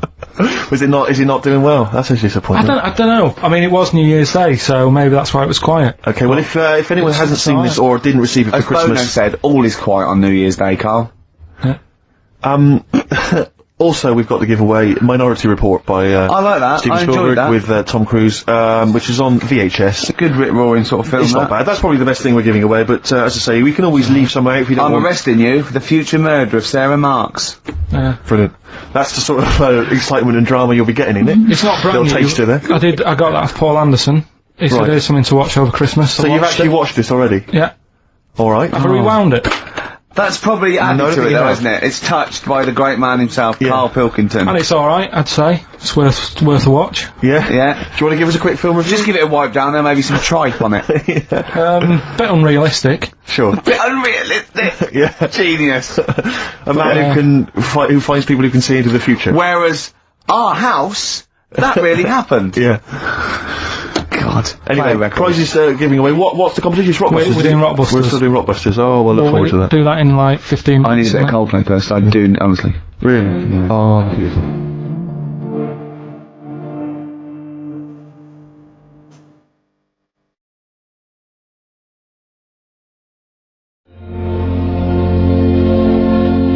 Coldplay, the scientist. I think they wrote that about Karl. Yes. On XFM 104.9. Right, I'm Ricky Gervais, Steve Merchant, Karl Pilkington. Can I just ask Karl how he got on over Christmas? Because the last time I spoke to him, you hadn't bought a present for your girlfriend. I have to say, I was on tenterhooks all Christmas. Well, you changed it. After that show, I felt bad, even though I shouldn't have done, because... Because you hadn't bought your girlfriend a Christmas Yeah, but present. I said to you, I booked a table at a hotel in Covent Garden, had Christmas dinner there, which was nice, right? It's good food and everything. Didn't feel like enough to me. Well, then I went out and treated some stuff, and then... No. A couple of days before Christmas, he went, I took Suzanne to that hotel we're going to go to for Christmas dinner. We had tea and cakes. And I went, oh, you treated her? He went, no, she paid for it, but I was just showing her what it was going to be like. That was her extra treat. She paid for it. I love that. Brilliant. Yeah. Well, it was a dear, it was like 150 quid for a meal for two, which is pretty dear. So I'm not going to buy her cakes as well. I love that! Alright, love, have anything you want. You pay for your own pudding, I'm not mental. Yeah. So yeah. So you treated her to some other Yeah, stuff? some bits and bobs. What, And then so yesterday... she chose them and you paid for them? What, the presents? Yeah. No, Or you no. chose them and she paid for them, but, you know, it's the thought that counts. I got them on the way home that Saturday. Well done. And what did you buy? Shops. Well, just some bits. Might be personal, Steve. Well, I don't care. Just some bits. Yeah, Just but bits and pieces. leave out the personal bits. What bits? Just little things. And then yesterday, right? A monkey wrench and a new washer for the shower. Yeah. Some recordable CDs that you need for your job. Oh, dear. So, when you gave those presents to her, did her face light up? Right.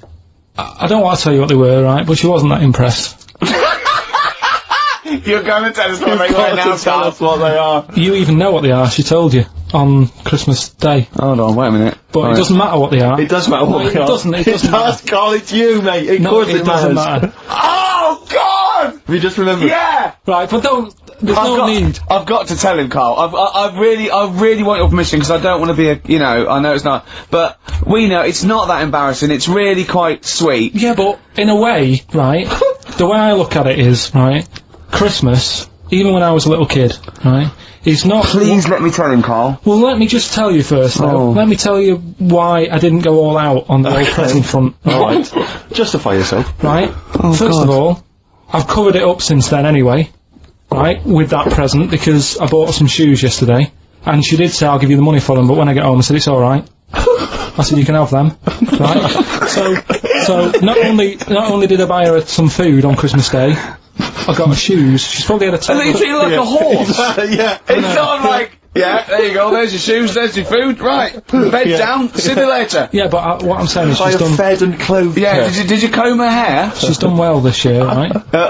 So, the thing She's is... done well this year. It's like you're a single parent living on a council estate with a smack problem, and you still managed to buy them some Lego. When I was a kid, right, it wasn't about what you got. I remember one year when I was about 8, right? Oh, this is going to make me cry, isn't it, this? No, it's not. I'm just saying the way it is, right? I woke up at about 4 in the morning, and I was like, oh, what have I got? And I couldn't sleep. I was that on edge. It's the excitement of Christmas, isn't it? It's like, oh, what's wrapped up? I need to know. Yeah. And it's the fact that people are saying, no, you won't know until tomorrow. Yes. That annoys you and winds you up. Okay. So I got up at 4 in the morning, opened my presents, and then went, right, I know now, went back to bed, had a great sleep. Yes. Right? So it's nothing to do with the excitement of what you get, it's the excitement of not knowing what you've got. And then what happened when you got up to go down with the presents? But hang on, so what you're saying to me is that you could wrap up a brick because the thrill of Christmas is in hoping and being excited about what it is, not the actual gift itself. Yeah. Is that what you did? Did you get a brick? No, let me tell him now what he got. He got her a present, right, and she said, she came, I said, yeah, he got me. It was an industrial-sized packet of condoms. It was a joke gift. No, it No, wasn't, it wasn't a joke. It wasn't even a joke. I went home that Saturday after here, past Boots, thought, might have something in here. They were on, like, some value. Right, you passed the Were they makeup. used?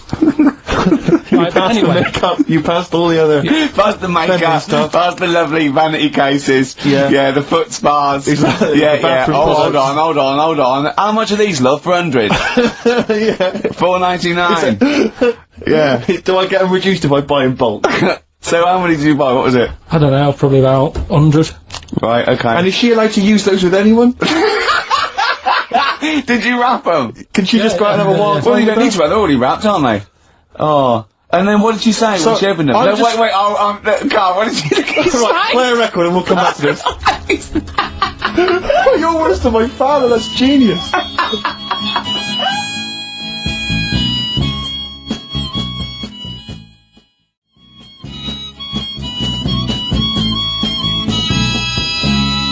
Made famous, of course, by Jimi Hendrix. Yeah. That's All Along the Watchtower, as originally done by Mr. Bob Dylan.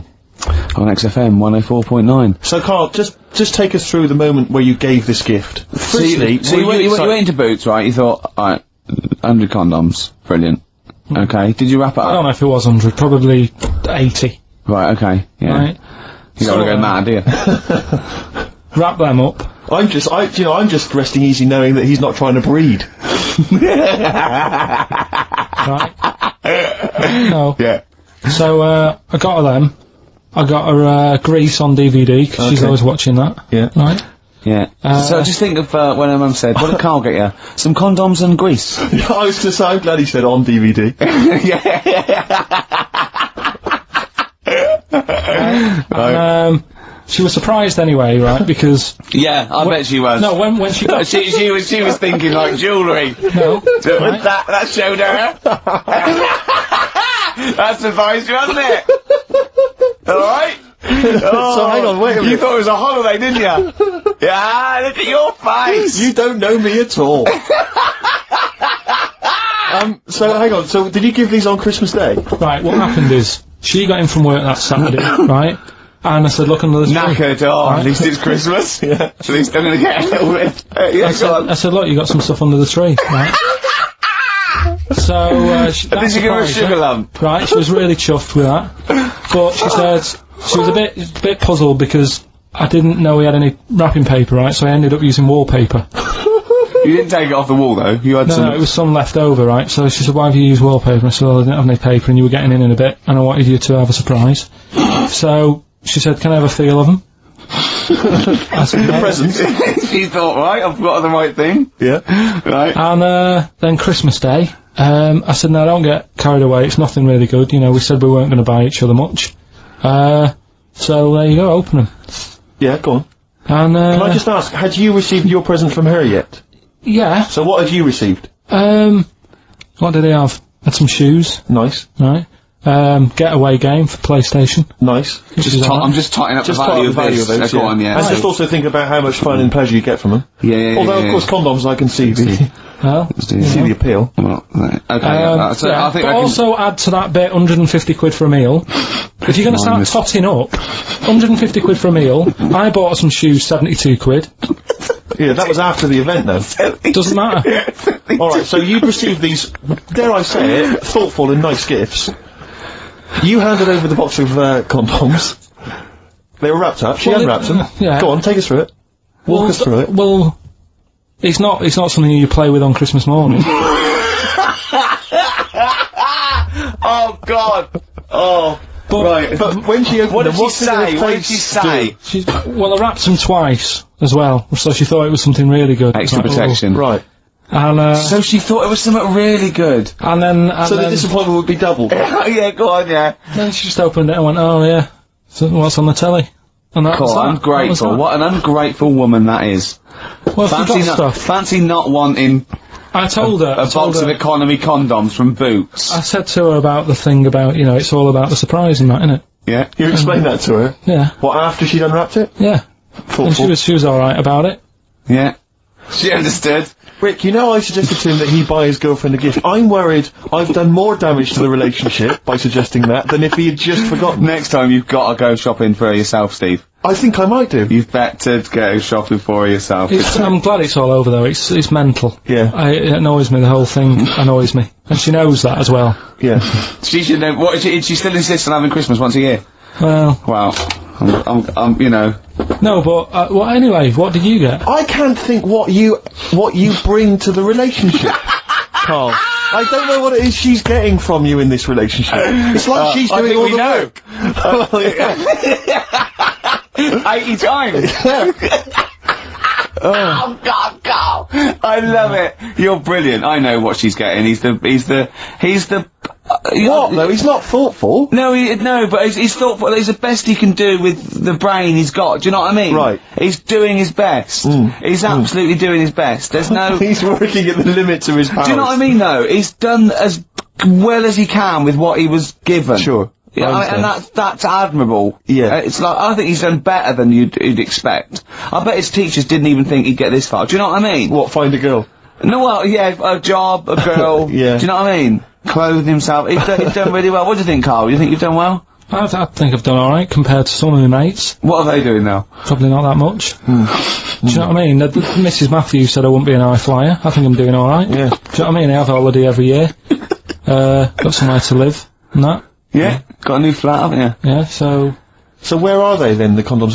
Did she show them to her family and friends? No. Take them into work? Look what Carl I'm got surprised she told Ricky, actually. I was a bit disappointed in that. Yeah. Because I didn't go shouting Well, she was so excited, Carl, clearly. She was just so pleased and proud. Alright, play a record, we come back to it. No, that's it now. A new day, another morning after. Leaning back on my chair in a greasy spoon. No. Oh no, that's it. Streets, don't mug yourself. XFM 104.9. Ricky Gervais, Steve Merchant, Karl Pilkington, a regular Santa Claus. I'll leave it. Oh dear. So Rockbusters. Rockbusters, first one of the year. Do you want to explain it? In case we've got some new listeners. New listeners. Might have. You never know. Chance to win some stuff. Might give you like a cryptic clue and some initials, and it sort of makes up a band. So an easy one that we did at the start was an exploding pet, AK, atomic kitten. Yeah. Right, that's how it works. So there's 3 of them. It's email only. You email in ricky.gervais@xfm.co.uk and you win all that stuff Steve was talking about. Right, first one, £42 for a torch. £42 for a torch, that's a bit pricey. That's D. Right? That's D. Yeah, So right, just give us it write that again. down. So £42 for a torch, that's a bit pricey, isn't it? A little bit of enhancement. Yeah. Picking up his growth. Oh, Okay, God. that's That's D. D. The second one, he'll fit some chocolate to your feet. Say that again. He'll fit some chocolate to your feet. Is that he will fit some chocolate to your feet? He'll. Yeah. He'll fit some chocolate to your feet. And the initial there is A. That's A. Yeah, and the third and final one, do you think your kid will get that strawberry for me? Do you think? Say it again. Do you think your kid will get that strawberry for me? That's WP. Right, now, I'd just better warn people. You really got to get into the mindset of Karl here. These are not real cryptic clues. These are not cryptic clues that you do in the Guardian or the Times crossword. There's usually something wrong with them.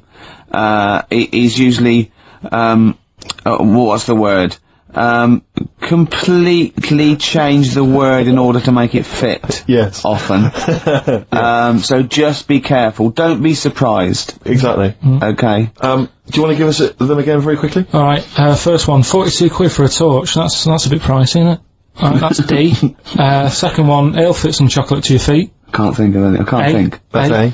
And, do you think your kid will get that strawberry for me? WP. Right, so... Ricky.gervais@xfm.co.uk. Some great prizes to be won. Yeah.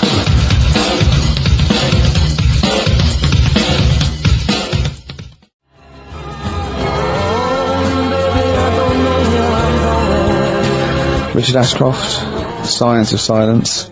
Steve, if there was a record of the week, that would be a record of the week. You're a big fan, I know. That's what I'm saying. Yeah. Let's make it record of the week. Yeah, that's record of the week. Richard Ashcroft. Excellent. Science of Silence. Brilliant. No one gives us anything anyway. These pluggers, they come in, we get things like homemade bands that they've pressed it in their garage. Yeah. You can hear their mum in the background going, what are you doing? Exactly. Mum! I'm recording this for XFM! 104.9, Ricky Gervais, Steve Merchant, Karl Pilkington. Karl, what have you got for I us? was just thinking, the irony is, we're the only people on this station, I think, who play their own records, aren't we? I know. There's loads of people who do. Rubbish. John Kennedy plays what he wants. He's on in the Yeah, but night. he's on 3 o'clock in the morning, no one's up. Zoe, on Drive, she plays some stuff. What do you mean, what does she play? Fatboy Whatever Slim, things to probably. play. Here's another remix. You know. I won't say who it's by. Christian plays some of his own. Does he? Yeah, so... Yeah, but they're probably novelty songs, aren't they, by you? Right, listen, right, yeah, New Year and all that.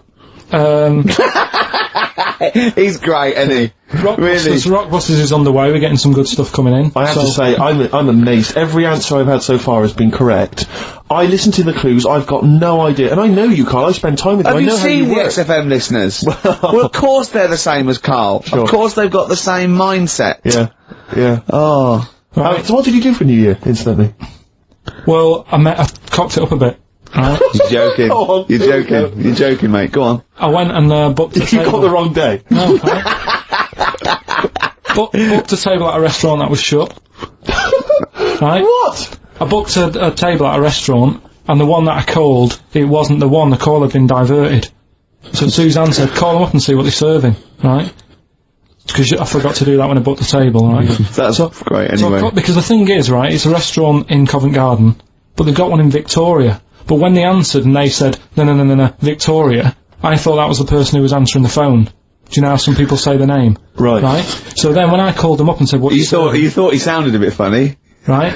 So, I'm confused, Karl, but probably not more. Well, it was no a more than you would have been on okay, the it was on a the day. branch of a, Alright, he doesn't anyway, want to give the restaurant away. So he phoned it up, there's one in Covent Garden, they answered the So phone. it's not, the restaurant's not called No. No, they said, no, Victoria. Why can't we name the restaurant? I don't know why. Are we It's not scared- libelous. Are we scared that, like, are you scared people are going to sort of see you in there because it's your regular haunt? no, it's just that, you know, you got paid for stuff, haven't you? Right. I mean, it's... Okay, anyway, so you've I got wouldn't mention it before New Year, but it's not... So did you go all the way to the restaurant to find out that it was closed? No. What happened is I called Was that them the up. name of the restaurant again? Right, the restaurant's called Christopher's. They've got one in Covent Garden, they've got one in Victoria. He phoned up, he wanted to book, it's a lovely restaurant, I've been there often, I recommend it to him. He phones up, said, can I have a table for I said, no problem, sir. Right? And then, so Dan said, oh, you better call up, see if they've got any haddock on the, menu. And he went, hello, and they went, hello, Christopher's. Victoria went, Victoria? They went, yeah, he went, oh no. That's it, innit? So then, I just said, no, forget it, I'm not going all the way over there. So I cancelled it, right? So, then I called up Suzanne and said, look, I've made an error. The place we were going to is shut. Was she surprised again, or? So we're not going, so she said, oh, try some other places, and I did. They were all booked up, right? I was fed up anyway, I hate New Year, it's always like this, isn't it?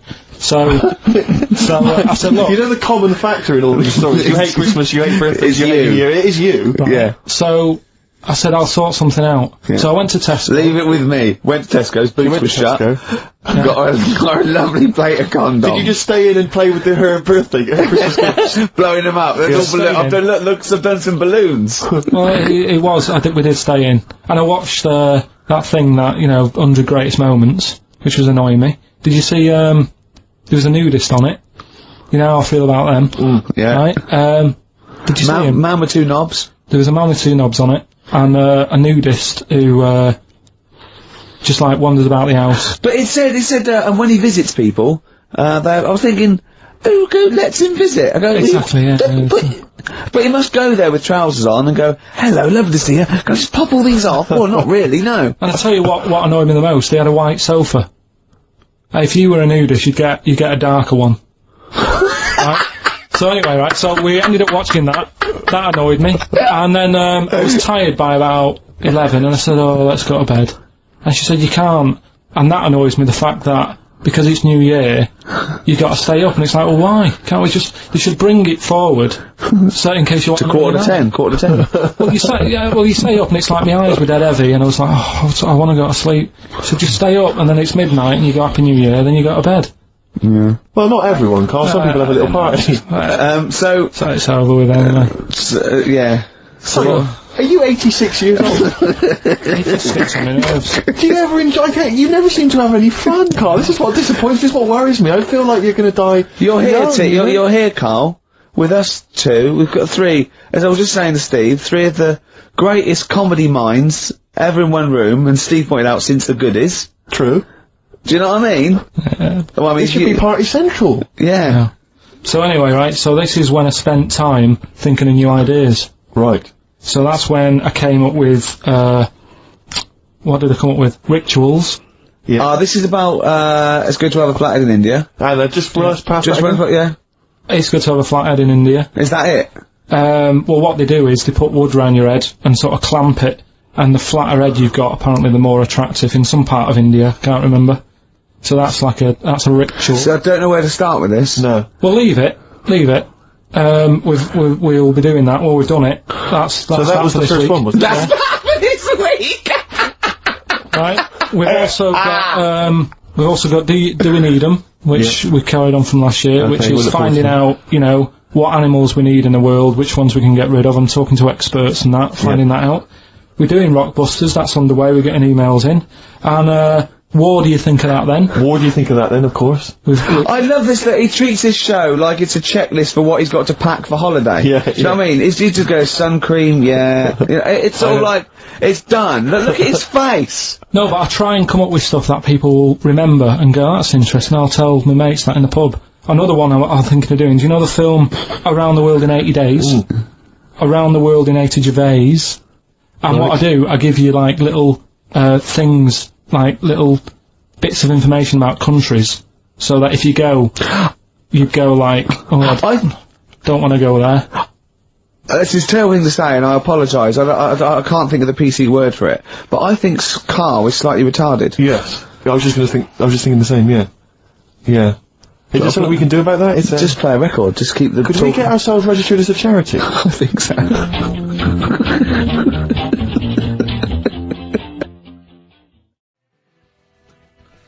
Ballydrawn Boy, Born Again.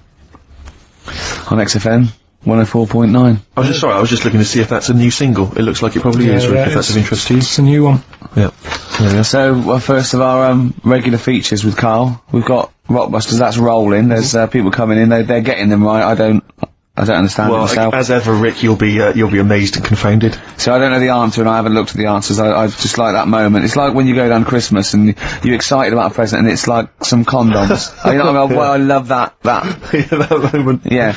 Right. I don't know how he's going to top that next year. I don't know how he's going to top that. All I can think of is some corn plasters. Right. It's all right, love. The batteries are included. Got you a pumice stone. Right, now, do we need them? Do we need them? It's something we started a few weeks ago. We're always talking about animals and insects and that. And it's like, you know, if you took an animal out of the world, would we have problems? Right? Would it make any difference? Yeah, would it make any difference? We did jellyfish last time, didn't we? Yeah. We sorted that out. The woman said we've got to keep them. We do need them, because turtles eat them. Yeah. So, I've moved on. Octopus. Do we need the octopus? Yeah. Let's find out.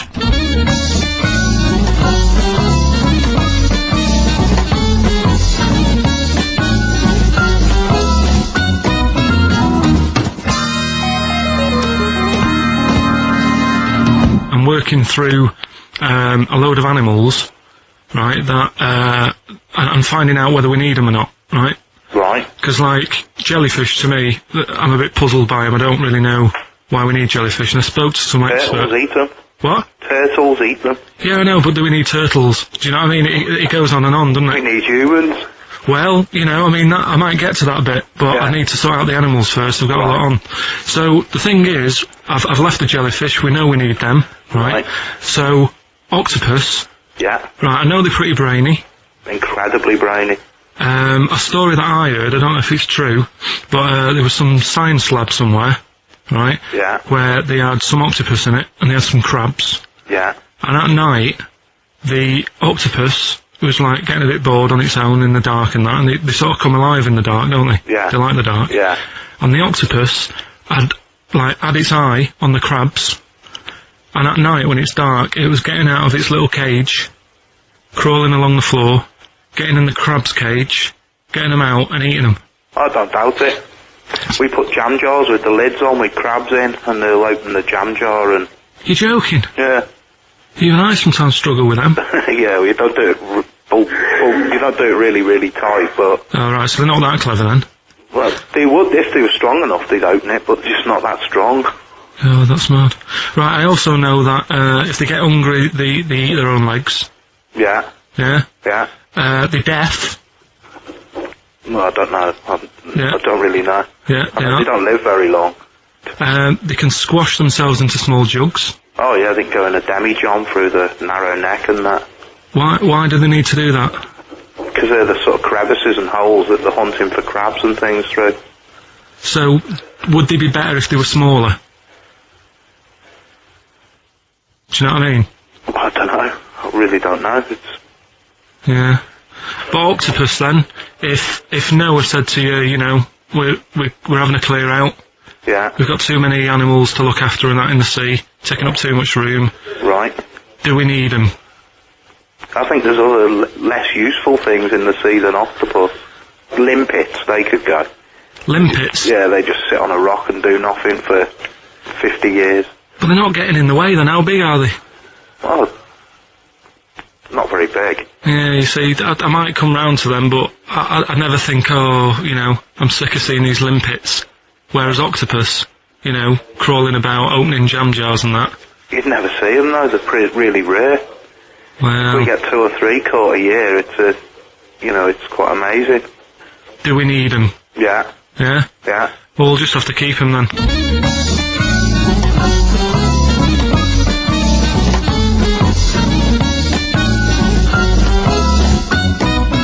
I love the fact that Karl can confuse the scientist. Yeah.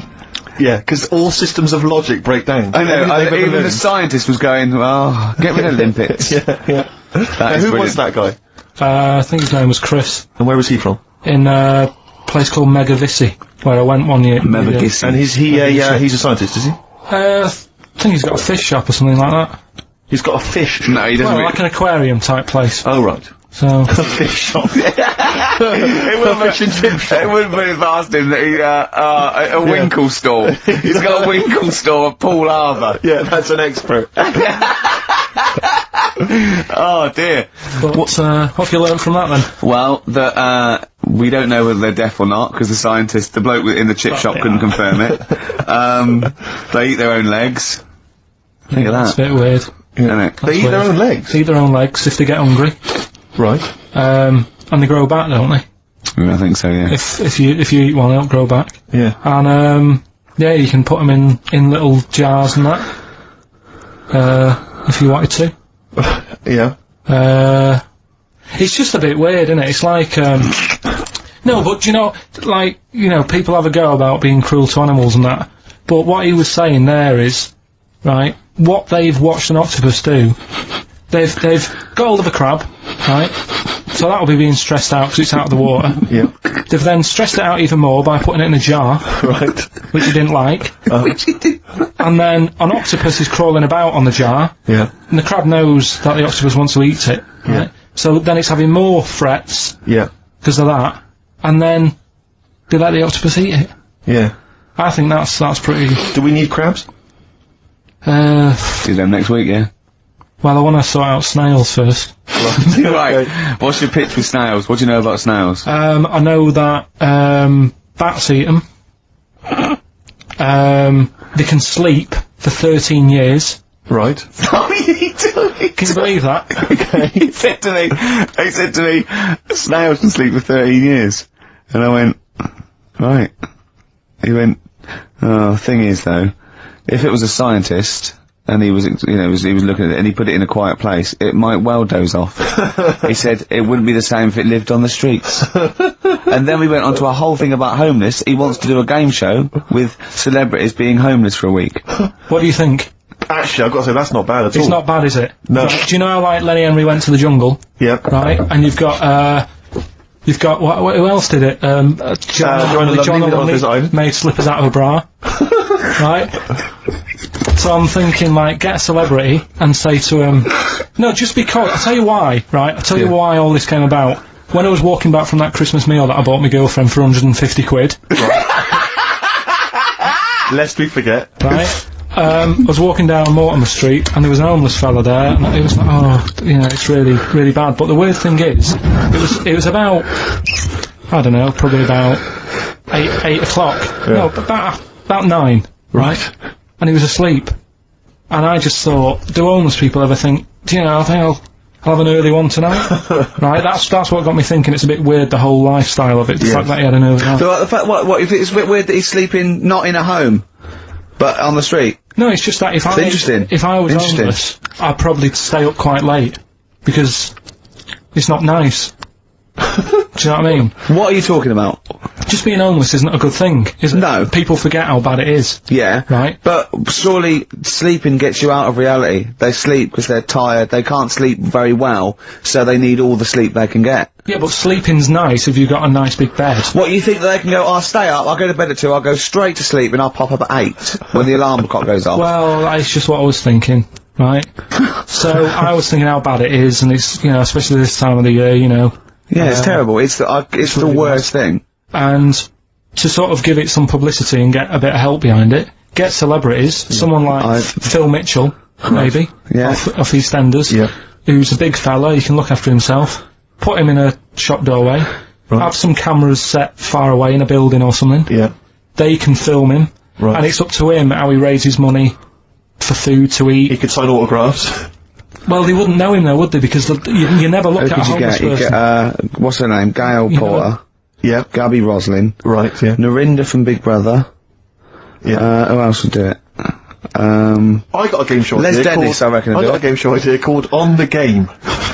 And, what happens is, you get Narinda from Big Brother.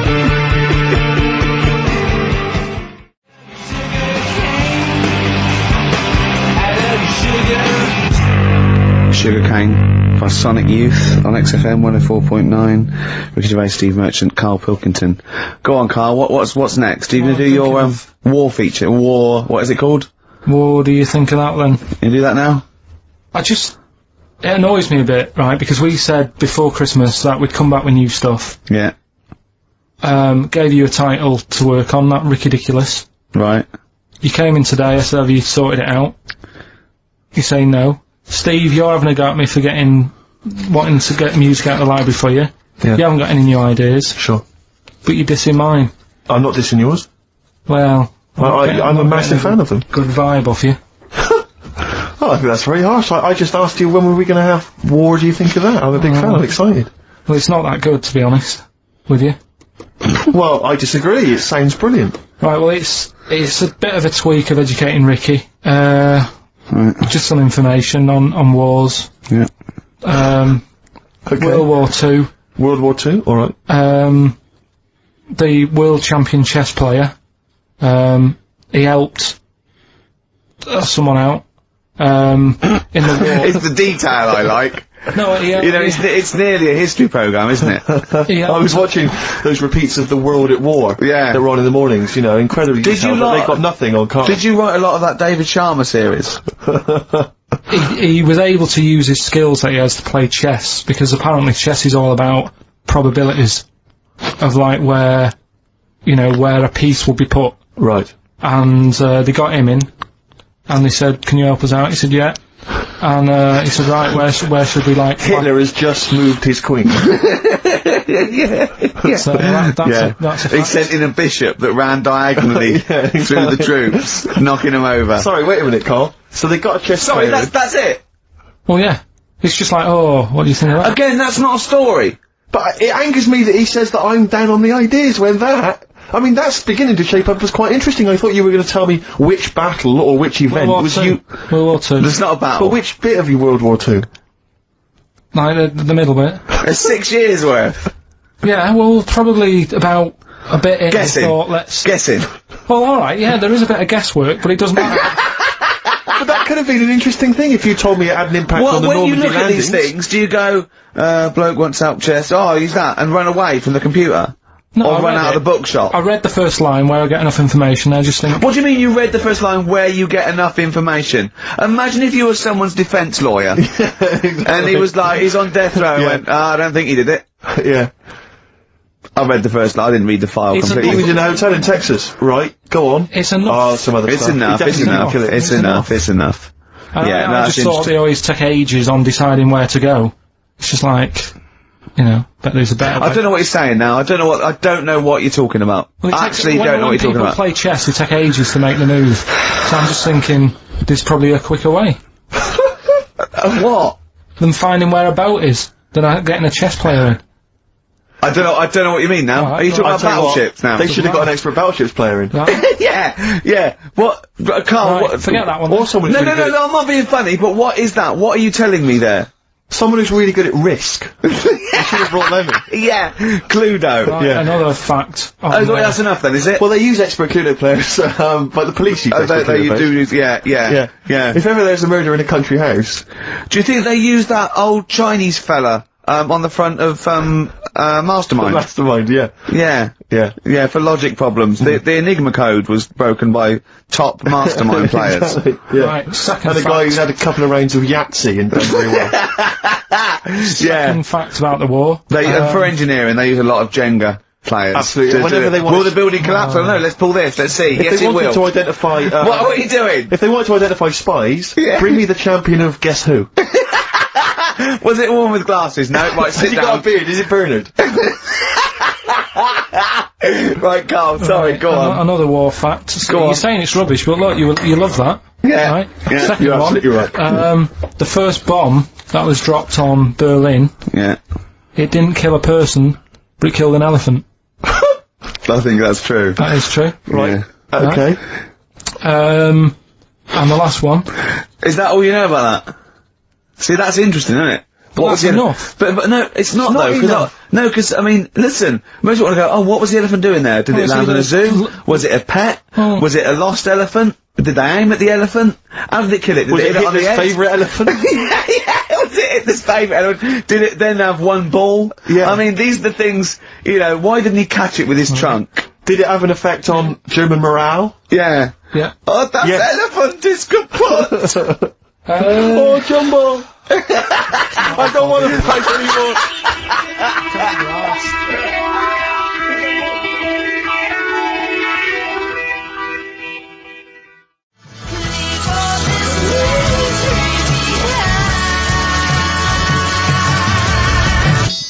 Turing Breaks, Painkiller, on XFM. Carl's getting a little bit stressed, aren't you?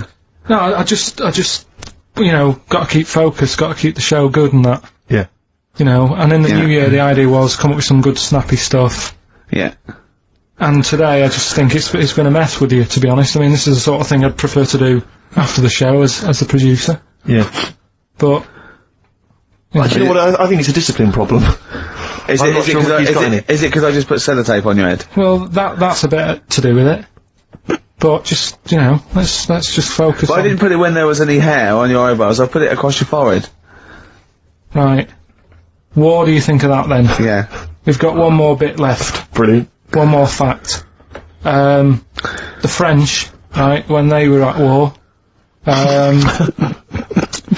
David Sharma, I just imagine him just introducing it. It's amazing. Which war was this? it was still the World War, One or War- two. World War Go on, II. it's 50-50, go on. Yeah. Right, World War II, what the French did, everyone needs a code. Everyone needs a code. Yep. A code when you're in the army. This is a Disney song. Right? And, you know, to sort of give the go-ahead if you want to go into battle and stuff. Okay. Right? So, Needs a code. but the weird thing Game is, show. right, the weird thing is, do you know what theirs was? Go on. Do you?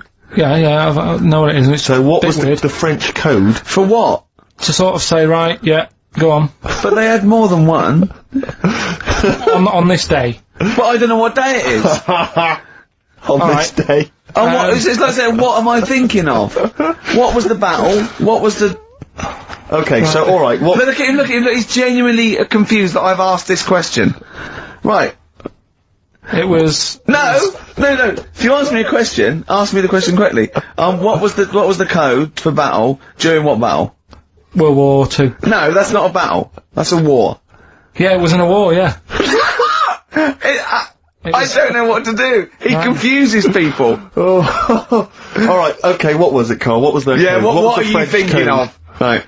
John's got a moustache. What are you talking My about? lungs are gonna burst. That was a code that the French used. You know, like, I mean, I just think it's a bit daft, right? Because you could come up with that by mistake. yeah. Two French blokes talking in the trenches, and they see a major walk past, and they go, "Oh look, John's got a moustache," and they all go and go, "No, I was just talking." What are you talking about? Well, the way I don't think that's a good code.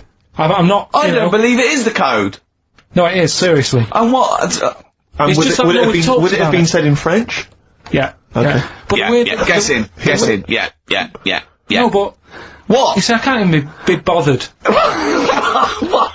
What are you saying, Karl? because it's not a very good code. Do you know, like we've talked in the past about, you know, things you don't see, and I said an old man eating a Twix. You have to use that's safe because no one is ever going to see a man having an old man having a Twix. What do you mean? Well, use that as a code. Don't use a saying, John's got a moustache, that could crop up. And it's like the war's kicked off. How did that happen? Well, I said John had a moustache. Oh. Two French folks would never be saying, John's got a moustache. Why would they? Because back then they were fashionable. He nearly makes sense, doesn't he? I assume it would have been Jean. Yeah. No, probably John. And how would this code have been? I mean, who would have announced No, I this just to read everyone? it. I read it like that, Steve. That's what was on the internet. This is a code that was used. John's got a Don't be moustache. angry with me. I know, but you're always asking questions. Because I'm interested in history. Yeah.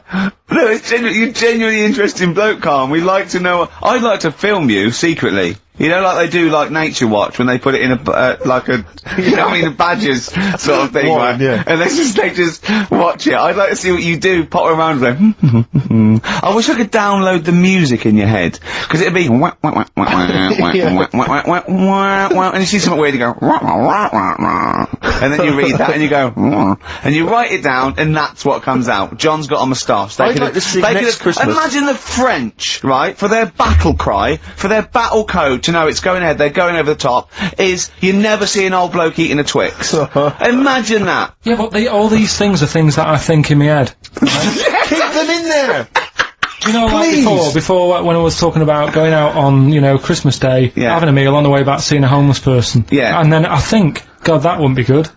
I don't know, TV show. Right? You can think of things like that. When I saw the homeless fella, then I got talking to Suzanne about when I had to sleep in my car. What do you mean? Go on. Let's play a record and come back to Andy sleeping in the car. God, I can't wait. Play a song for the lovers. I was watching last night, on cable TV, 1987's amazing Sign of the Times Prince in concert film. It was dynamite. I thought to myself, how brilliant he is. It reminded me of the gig I went to see last year.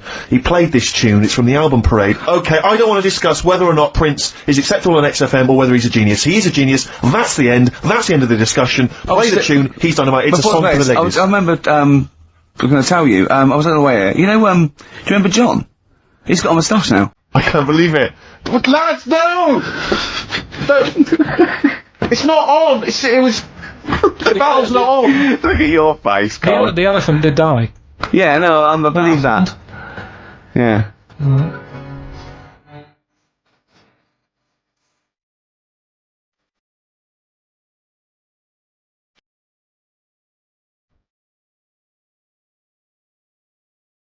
Snooze in April from the lovely Prince. Brilliant. From the album Parade. He doesn't always have to get up and have a rock about. He can just sit there at the piano. You can't argue with that. After the break, Steve, a brand new feature I've just done.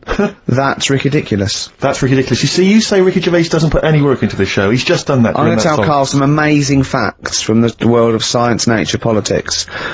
4 are real. 1 is absolutely ridiculous.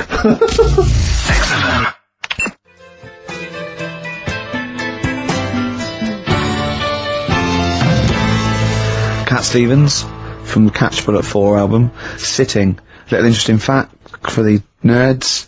We got it down to 2 songs to do this intro music to The Office. It was that one and Handbags and Glad Rags. We went for Handbags and Glad Rags. Interesting, isn't it? It is a fascinating fact, except of course I still feel we should use that one, except we couldn't, because Cat Stevens' People wouldn't let us. Or it was too expensive or something. I don't know, we re-recorded Rod Stewart one, that was too expensive. I still prefer that one. Yeah. Difficult. Decision. Anyway, decisions. That's ridiculous, right. 5 facts. Right, 1 is totally made up. Alright? Just do 3. 3 and oh, well there's, okay, right, let's see, what shall I do then? There are more moves, carefully planned. There are more moves possible in a game of chess than there are particles in the universe. You can't get any colder than liquid nitrogen. I think it's -273. You can't, and it's impossible to get colder than that. The honey badger has got skin so loose that if you grabbed it by the neck, it could come away from its skin, turn round and bite you out of its anus. That's ridiculous. Right, Rockbusters then, wrapping it up. It needs some work, that game, but I see it's got a lot of mileage. Right, here we go then. The first one, £42 for a torch. That's a bit pricey. Go on. That was D. Yeah. That was Daylight. Wait, I thought Delight, and I thought it doesn't work. Second one. I thought Delight doesn't work. Second one. There's wait. Dear Light, it doesn't work, it's Delight. Second one was... No, Karl, it doesn't work. Yeah, but if we're going to continue with this feature, you've got to tweak them a bit, right? People have got it. We've had loads of emails, more than ever. So, do you know what I mean? Let them decide. If they don't like it, they won't email in, but they're loving it. They've right? all come from the same institution. Go on. It'll fit some chocolate to your feet. That was A. That was Aerosmith. Right? Aerosmith. You've heard of a blacksmith? But a smith is just a workman. It doesn't necessarily. No, you can have anything. You can have a locksmith. A smith doesn't just mean it does shoes. Right. Do you think... Aero Cobbler would have worked. Unfortunately, there isn't a band called Aero Cobbler. Get ready with a winner. Do you think your kid will get that strawberry for me? That's Wilson Pickett. Wilson Pickett. Have you got a winner? I'll give you that. I have to say that I don't know if these guys have won in the past, but they were the first people to email in. I mean, normally I just give it to anyone, but these guys, literally, you'd give them the clues, Karl. I'm amazed. Everyone seemed to get Aerosmith. Everyone got D-Light, everyone got Wilson Pickett. I'm absolutely stunned. You know, they deserve it. They deserve the junk prizes, right? So we'll give it to Jonathan and Louise, who, as I say, may have won in the past, but as I say, they were very, very quick. You've got to be them if you want to win. And they're from Wrexham. Brilliant. So good luck to them. So that's I hope they enjoy Jerry's yoga diet. Back next week then. Yeah? See you later. See ya. Cheers. Cheers.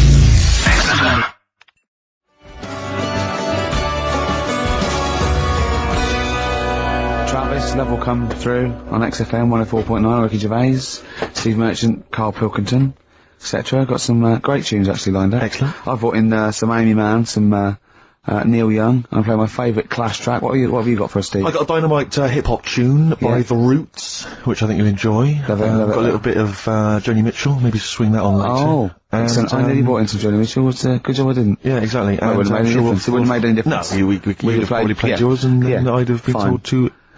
Go away.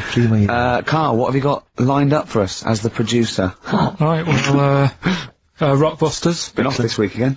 Has he? Yeah. Another week off? Another week off, yeah. No, I didn't have a full week off. I had 3 days off because I was working all over Christmas. Yeah. And still didn't stop working, preparing stuff.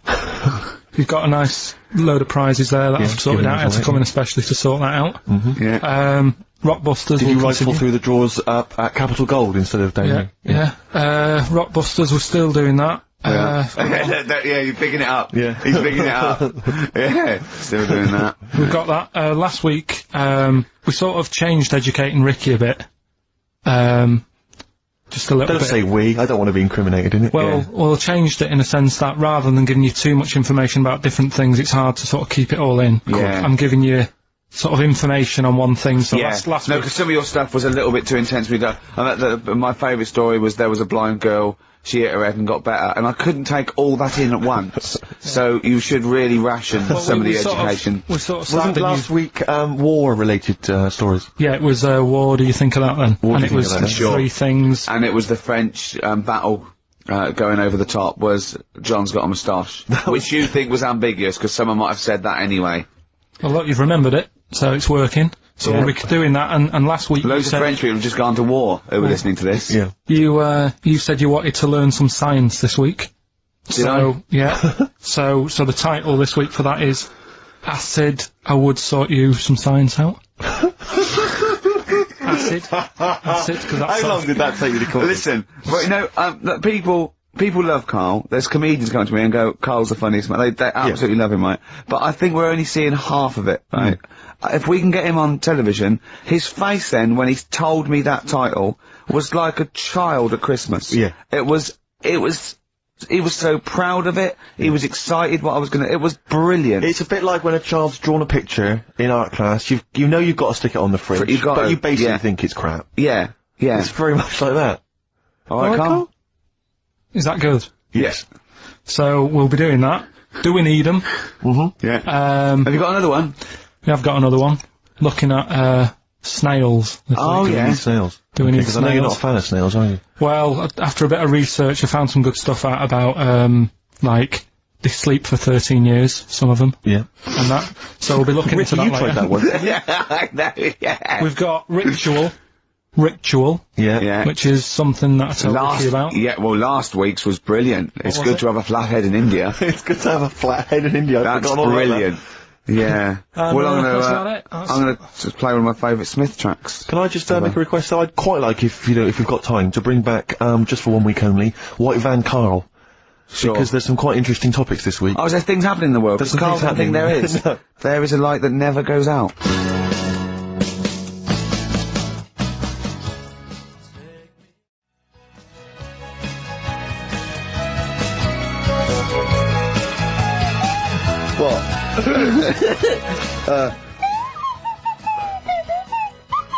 Someone's left one of those little things in here. It's brilliant, isn't it? Amazing. What are they called, those things?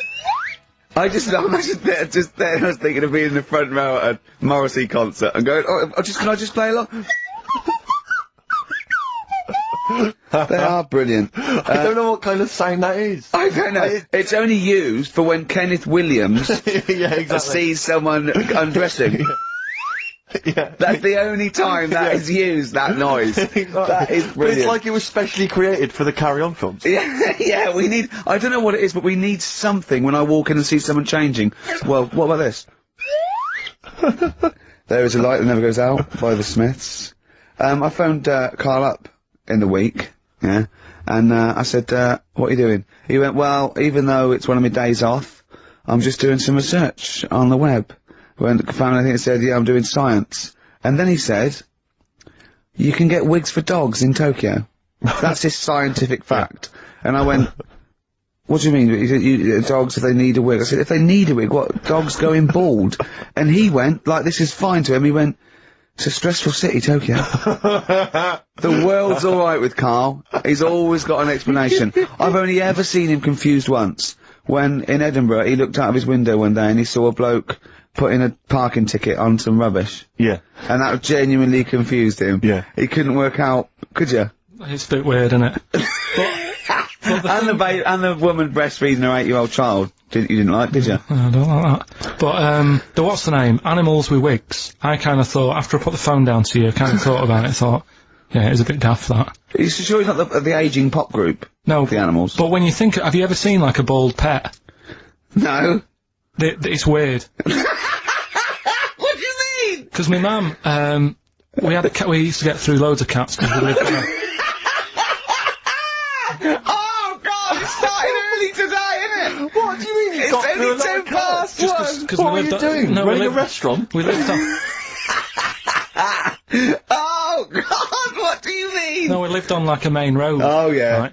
So Yeah. we used to get through a lot of them. My dad It was kept their saying, risk. you know, stop wasting money, you know, it's not Stop good. wasting money, not wasting cats. Right, so, anyway, we had this cat that was ill all the time. And, It's just bag of nerves, probably. Yeah, malingerer. Yeah, I'm terrified. I'm going to which house? Rome. Oh God, bloody hell. Rome. Don't let me go to the Pilkington. and it, for some reason, it kept being sick all the time. Right? Yeah, that is nerves. That's definitely nerves. So my mum kind of thought, I've had enough of this, and she shaved it. What? Whoa! Whoa! Whoa! Now I know you're not vets in your family, but what correlation did your mum think there was between you being sick and shaving it? Because it kept being sick, and it was a pain to wash, because it kept getting So caught she up. wanted a dry wipe cat. So, Why didn't you just varnish it? What? it's weird, So now he's cold and sick. no, but not all of it. She left sort of the back half, but sort of from its waist, sort of. I love that shaving because it's sick on itself. And That is it was the genius. weirdest looking thing. I mean, normally I like cats. I'm always like giving yours a stroke on the head and that. Yeah. But as soon as she did that, it was like, oh, Yeah. can't touch it. And then So now it's sick, cold, and hated. Yeah. I love. Karl. It must have, I mean, the other cats must have been taking the mick out of it constantly. It's just making things worse. Did it get, I'm hoping that it got run over and was put out of its misery. no, I think it got all right, that one. Or is that the? Yeah, it did get run over. It did. Oh God. Oh dear. How many cats do you say you've got through? I'd say whilst I was living at home, I mean, it's still on the increase even though I'm not there. So whilst I was there, probably 5. God. What? Oh. Yeah. And were you upset each time, or you just got used to it? It's one of them things, isn't it? Like I've said before, when you first see something, it's a bit of a shock. Do you know what I mean? It's like the Elephant Man or whatever. Yeah. First time you see him, it's that sort of, oh, look at that. Do you remember the first time you saw Steve? No, I'm not being funny. Do you remember the first? Yeah, but I've said this before. It's always then you get used to how people look, and you don't. No. I'm gonna burst. Oh, you have to play a record. No, but- because I just see Steve's. No, but I got used to it. Shut up. Shut up.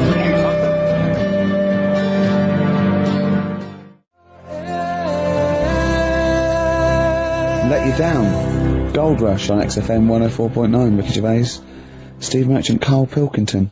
Brilliant. Rick, I was in, I don't know whether I should tell you this because it might rock you to the very core. Go on. But I was in an Indian restaurant the other night, and you've not seen the film. Have you seen the film Notting Hill? I haven't, no. Right, in the film Notting Hill, have you seen that, Karl? Yeah. Do you remember the bit, Julia Roberts plays a movie star, rather like She's the most famous, I know and she's in a restaurant having dinner with, Hugh Grant, and she overhears some people in the restaurant slagging her off. And saying, you know, she's a slapper, probably all actresses are.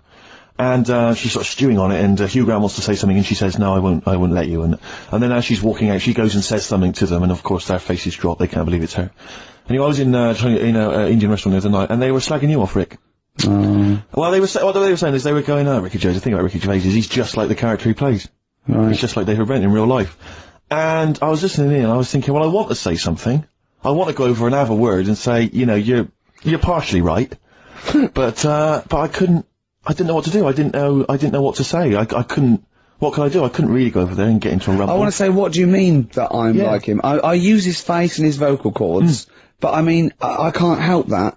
But it's that thing as well of, I don't know where they've got this information from. But no. Because you're not, it's so received. they're wrong. Well, so they've received it from somewhere, or they've read it or something. It's just, but I don't know. I mean, I can't really be annoyed that they're just wrong. But it was very weird. It's like being annoyed at a vicar believing in God. I can't get annoyed with him. I just don't believe. But because obviously they didn't recognise me, it's rather like, you know, when they talk about that idea that if you could go to your funeral, what would people be saying about you? It's the closest you could get to that. Well, you can hear what people are saying about your friends.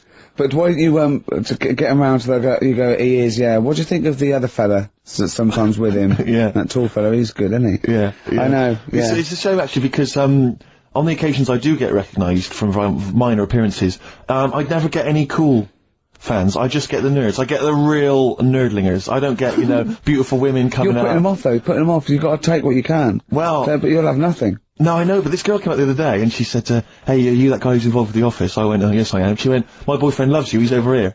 And she pointed him out. I was devastated. I thought, I'm in here. Yeah. There was nothing going on. But there was a guy who was in HMV, and he was working with the till. He'd been working on the till, and he saw me. He said, would you sign this DVD?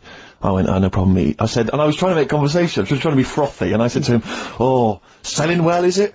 And he went, it is. Although we've had quite a lot of returns. I said, well, don't tell me that. I don't want to know that. What did he mean? That they didn't like it? And I said, what? People have been bringing it back. No, I think it's glitches. He said, they've been bringing it back. I said, what was the problem? He said, they didn't really like it. No! Yeah, some of them didn't really like it. You can get it back if you don't like it! No, I mean, I don't know whether they gave him the money back, but certainly that's what he dealt with. That's what he'd encountered. And then he said, we didn't give the money back, they just wanted to drop it off. What, they didn't even want the money back? Yeah, they just wanted to get rid of it. They didn't want it in the house. It's like, I don't want this rubbish in their house. Oh, but we still get the money for it, do we? We still get the money, but you know, I told her that other time. Again, because people don't recognise me, again, I was in a record shop, there was a stack of Office videos, and this guy went by, and I sort of heard them as they went by, he went, oh, Office, yeah, a lot of people like that. I think it's shit, he's mate when I agree. Really? And of course, again, what could I do? I couldn't say anything, I couldn't pipe up and go, well, that's sort of... Well, I like the fact that you're always hearing these loud vocals. Yeah. It's great. What's the chance of that 2 feet? That's brilliant. Maybe everyone's always slagging it off. But it's part That's it. Yeah, that's part of it, but also because I keep hanging out by stacks of Office DVDs. Oh, dear. Wearing a t-shirt with a picture of you and me on it. Yeah, that'd do it. What we got to play, Karl? Something Steve wants. Well, actually, I must dedicate this to someone who's emailed in. I mentioned earlier that I was going to play some of the Roots, and Joe from Peterborough's very excited about that. So, this is not from the current Roots album, sadly, which I've not fully absorbed yet, and therefore don't feel I can make a decision on which track to play, but maybe that'll come That's the sort of sometime in the future. effort and thought we put into our, you know, picking music. Exactly. I had these cassettes still in my bag from last week. Sure. Anyway, this is from the album Things Fall Apart. It's the Roots featuring Erykah Badu. You Got Me. Let's play it.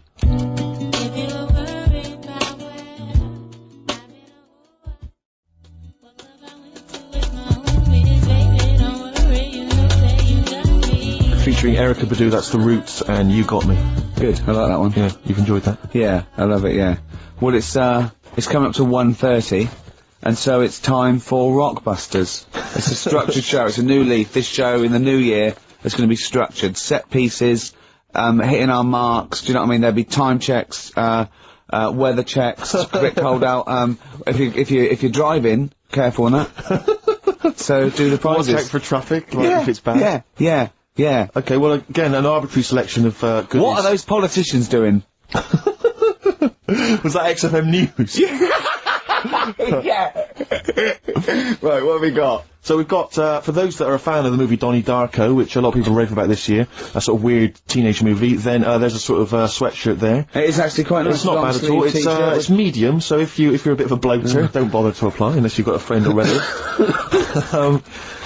We've also got here a Graham Norton video, certificate 18. Oh, so please don't phone up don't email in unless you're above the age of 18. Yeah. And that's, I think, the best of his TV show. Yeah. Look forward to that. It's a big stiff video, that, isn't it? It's a big stiff cock of a video. Thanks very much. I meant you meant the bird. Yeah. There's also a fairly mediocre British wartime thriller, Enigma, which a lot of people, it was hyped for a while, but it's actually interminable. I've seen it. The first series here of The Kumars at number 42 on DVD. I think that's award-winning, so that's available as well. We've got 2 CDs by the look of it. We've got Pulp's Greatest Hits, which I don't think sold very well, and so presumably they are giving that away. And Johnny Cash's current album, American For the Man Comes Around. There's some good cover versions there. Again, another big sell. A big sell. We're really pushing this. But it's quite kooky. Johnny Cash here does covers of things including Personal Jesus. Oh, right. By Depeche Mode. Yeah. We've got Bridge Over Troubled Water, his version of that, Desperado.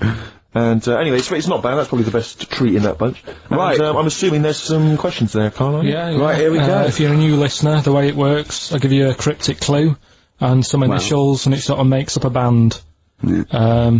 Makes more sense when you hear it, I reckon. Not really. Although people do get it. I just worry about the state of our listeners. Go on. Right, so there's 3 of them. You email in ricky.gervais@xfm.co.uk. It's email only. I repeat, it is email only. We're not too lazy to answer the phone. Yeah. Okay, here we go then. Number 1. There's normally 2 easy ones and a difficult one. Sure. So here we go. Number 1. Don't argue with him, he ain't gonna change his mind. Don't argue with him, he ain't gonna change his mind. Yeah, that's AA. AA. That's, yeah. So that's the first one. He's not gonna change his mind. What do you mean, You've got them written out, haven't you? I'm just thinking about what the answer is, so they don't write the answer down. Don't worry, they get it. Yeah, don't worry. You can't remember it? You came up with it, there's only 3. No, I know, it's weird, isn't it? No, it's not weird, it's incompetent. Right, the second one, anyway, I hope you get this. I hope you get this. Email in and tell us the answer. This is a shambles, isn't it? Hang on a minute. Keep going. Go on. He always gets what he wants and doesn't worry about anyone else. P. And you don't know You don't know that is? I'm sure it'll come to me once I see it on email. What do you mean? Once they get it, you'll agree with them? I'll know if it's the one I had down as the answer. This is brilliant. Imagine Jeremy Paxman doing that going, yeah, University Times. Is that right? Go on. Right, so that's that one. Give us that one again. He always gets what he wants and doesn't worry about anyone else. P. But you're confused. I don't understand how you can be confused. Yeah. Alright, what's the final one? The third one, I'll have to put that woman in the oven. And that's AB. Alright, quickly give us them again. Right, so the first one, don't argue with him, he ain't gonna change his mind. That's AA. He always gets what he wants and doesn't worry about anyone else. That's P. And, I'll have to put that woman in the oven. AB. Alright. Okay. Ricky.gervais@xfm.co.uk. I'm gonna play a classic track now by Neil Young, Alabama. It's beautiful. Beautiful.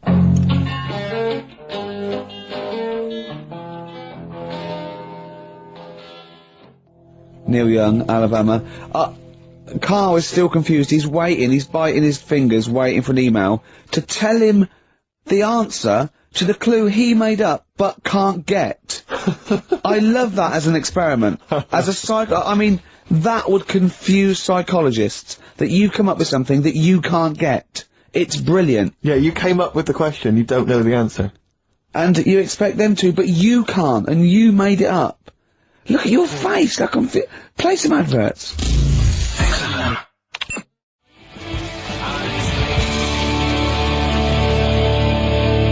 Honestly, Juan, by Billy Corgan's new band there, ex-Smashing Pumpkins. Sounds a bit like them, but I like it. It's alright, not bad. I like it. It would take to know, Rick, incidentally, that someone's got the right answer, so Karl now knows the answer, yeah. Brilliant.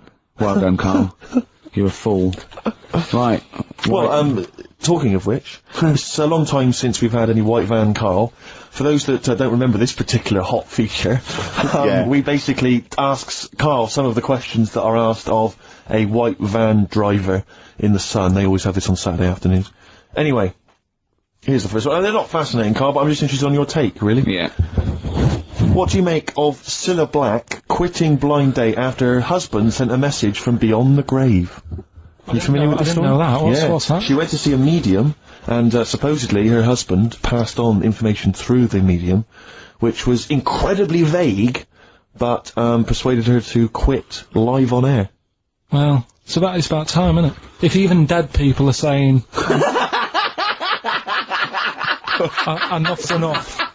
But I'll tell you what, though, talking about ghosts and that, do you know how I'm into them? Yeah. Right? How weird do you think this is, right? Well, it's not true. Before you say it, play a record. No, go on. Go on. Right, it's this woman. I don't even know if it's ghost, really. It's just a bit weird. Sure. Yeah, sure. There's this woman, and she's not a woman, she's a kid. Sure. Okay. Sure. She's walking down, like, a street in her area. It's a nice day and everything. Everything's normal. She's walking down, and a woman comes up, cycling past, right? The woman on the bike looks at the kid, absolutely terrified, right? Got a really scary face on her. Yeah. The kid's thinking, why is she doing that? Yeah. Right? So anyway, she thinks nothing of it, goes, I think she was playing in the park or whatever, goes and has a nice day. About 15 years later... Oh, right, yeah.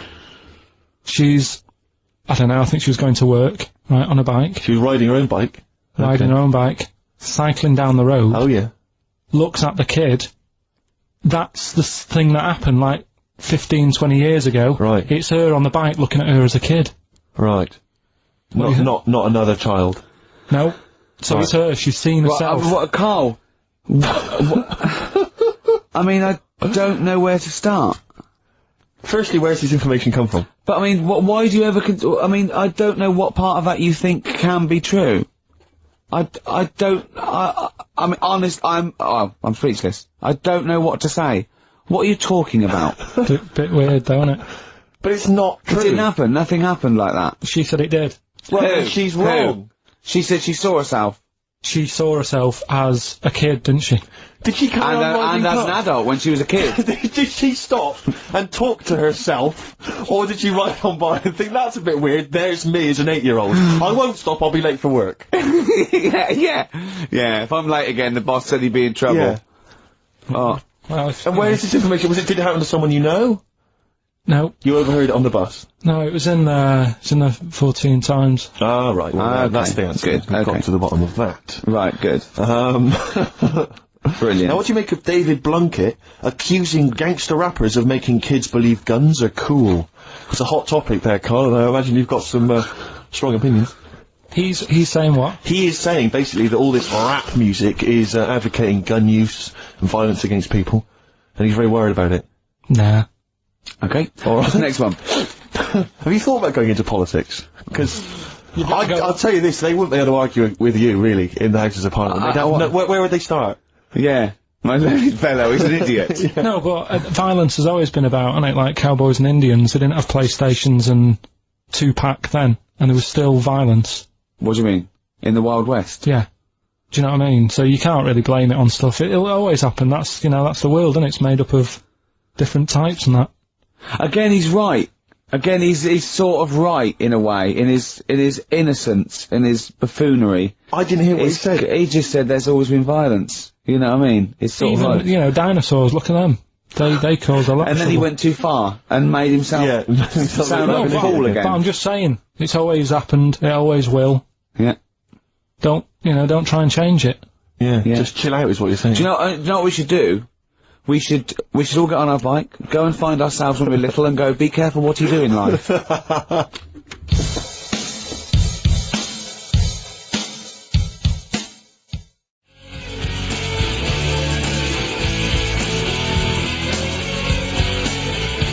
Oasis, Supersonic, Still good. Still as good as ever. Still good. On XFM 104.9 with Gervais, Steve Merchant, Karl Pilkington. You'll be pleased, Rick. Go on. Ricky Anderson has emailed him. Dickers! Danderson. Oh, Yeah, what are you he's, doing, Dindo? He's probably our biggest fan. Diddler, you little diddler! Exactly. He has emailed in, as ever. Ricky, your show fascinates me. How do you maintain such levels of senseless drivel? That's from Randers, from Randy Anders. as I call Little him. diddle donners!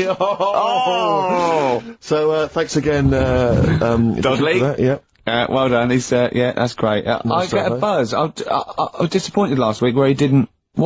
Ask him why he's didn't He email us didn't last. respond last week. No, it's a shame. Probably that. busy. I don't believe he had something better to do. Well, I wouldn't have thought so. I can't believe that of anyone when No, on you've a got this Saturday sort of afternoon. level, Exactly. intense chat. What have you done this week, Karl?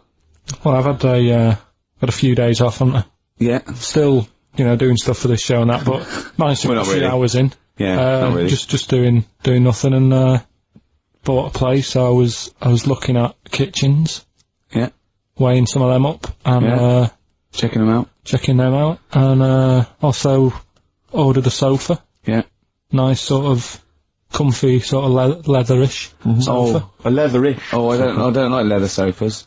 No, yeah, but what are you picturing? A leather sofa. A leather sofa. Yeah, I but just, like what? it's squeaky and it's. No, it's, this isn't. This isn't it? No, this isn't like that. But I want a really old, sinky into fabric. I want a sofa that is as comfortable as a bed. Do you know what I mean? Well, if it was acceptable, you'd have a bed in your lounge, wouldn't you? If that was allowed, without seeming like you were sort of, like, elderly, or That would be just- good. And I'd have a drip going in. Yeah. Sort of like with nutrients. I can't be bothered to chew. No, you can't, lager, sort of lager with sort of vitamins. Vitamins and pumped in. then one going from the knob down to the toilet. To the lavatory, yeah. And with all the remote controls. And that would be amazing. To be fair, you're almost there, Rick. I've certainly seen the toilet tubing when I've been round in the past. My dad's bed, right? My dad would never change his chair. Mum would try and get rid of it because it would just fit to him and it'd just be absolutely dilapidated, right? And What, same it's with like his bed. he had like his own chair in the length. Yeah, his own chair, right? And then, and his bed, right? When, they had separate rooms towards the end. And his bed, right? It had it for years. And it was a big dip. It was Really? just like a spoon in the middle where it was concaved. And my mum used to just vacuum it out. Oh! With all the little bits of like, he'd have a fag in bed or he'd do his roll-ups in bed. Yeah. And, Oh, he that's said to grotesque. him, why do you like that bed? It's curved, he goes, it means I can't fall out. The idea, it was like in a hammock. That's great. That can't have been good for his back. Well, I don't think it mattered towards the end of it. Yeah, so, a hammock would be, I really would love a hammock. I think a big beanbag would be good, wouldn't it? With a telly. A beanbag as big as a bed would be amazing. Yeah, but there's still the telly thing, because do you prop yourself up a little bit to watch it? Do you watch it on the side, which is annoying? Do you turn the telly on the side? I've always wondered about that. The weird thing is, right, do you know I've mentioned before about certain things that are just right, like your hand, 5 fingers is just enough, right? One more, The sex tips. it ruins stuff. Yeah, well, one less. One less and I was saying about drying your pots and that'd be really slippery and that. Yeah. Right? And the weird thing is, right, I think bed, that's what nature had in mind. no, Yeah. but like, my mum and dad, right, they moved to this little house, right? And, they had loads of furniture that they've collected over the years without chucking out, and they've moved to this small house. So they just had too much furniture, right? And, they had this double bed, and that was for when friends come round and that, they can stay there. But the problem was he wanted to sort of put these wardrobes in the bedroom, right? Right. That went on either side of the bed. Sort of wrapped around Because, the bed. but because the room was so small, he thought, I can sort that out, Yeah. right? And he sawed the bed. He sawed the bed. He sawed the whole thing, so you've got your mattress, your bed, and everything. And What, he sort just sliced some off? Like a big sandwich, just cut a bit off the edge. cut the crust off. About how much is that, would you say? About 8 inches, 6 About 8 inches. inches. But hold on, but that Well, he won't cut work. Because it'll all fall out the side, and then what happened to the springs and all the supports and stuff? He It'll just sorted it collapse. out. It didn't all come out and that. I mean, it's not the comfiest bed. but the weird thing is, he did it, and even though it's only like that 8 inches or whatever, it totally ruined it. It's Yeah. like, Well, of course it would. no, but what do you think I mean? I don't mean it ruined it as in, it looks a mess. No, it would have been uncomfortable. Not even that though, just the fact it's that little bit shorter. It's like, God, for 2 people, this is hard work now. This is like, you haven't got enough room, even though it's only 8 inches. Why did he build the wardrobes first? Without measuring, putting the... I think he did all that, and then thought, oh, it'll easily fit in there, and it didn't, so he had to sort of saw a bit off the bed. But it's just weird how only 8 inches... Did he use one of those electric saws? Yeah. And there was just, presumably there was just kind of sort of material and wood just flying everywhere. What did he do with the legs? Did he have to move the legs in a bit? He moved the legs. Looking at it, right, once it's got like the quilt on it and everything, you wouldn't know. I was like, yeah, that's alright, done a good job. Yeah. And I went to bed at night, he's like, you know, sleep well. Got up in the morning after having about 45 minutes sleep and said, something not right with that. Yeah. You really are your father's son, aren't you? It's not right with it's not right. And he said, oh, well, I said, what have you done? It doesn't seem the same. And he said, oh, I had to shorten it, sort of thing, you know, to fit in the gap. I said, well, I can't sleep in it. I said that, and there was a big kerfuffle. My mum was saying, look, you have our bed then, and we'll sleep in that one. And my dad was like, sod that. Yeah. Yeah, it's ruined. You know. Some idiot cut it. So, there was a big debate going on about where we should sleep, and I was saying, look, you know, I only come and see you, like, every couple of, you know, probably once every 6 months. I'm not being funny, but next time we go home, can I film it? Just for, Channel 4 or something? Well, you know, I mean, the Osbournes is not on at the moment. The Pilkingtons. That would be extraordinary. Oh, can we film it? That's brilliant. Is anyone from Channel 5 listening to this show? Or Bravo? Yeah. The Pilkingtons. Weird, though. Play a record? What do you want to play? Do you want to play, do you fancy playing something of yours? What, have we got anything? I don't know, something that was sent in to you, maybe? Oh, yeah, no, I'll tell you, yeah, I'd like to play this. Yeah, Bronze Age Fox. Band from Bristol, my neck of the woods. Always working, play the tune, Karl, always working. He's always working. He's on the ball. He's on the ball. He's on the Bobby ball.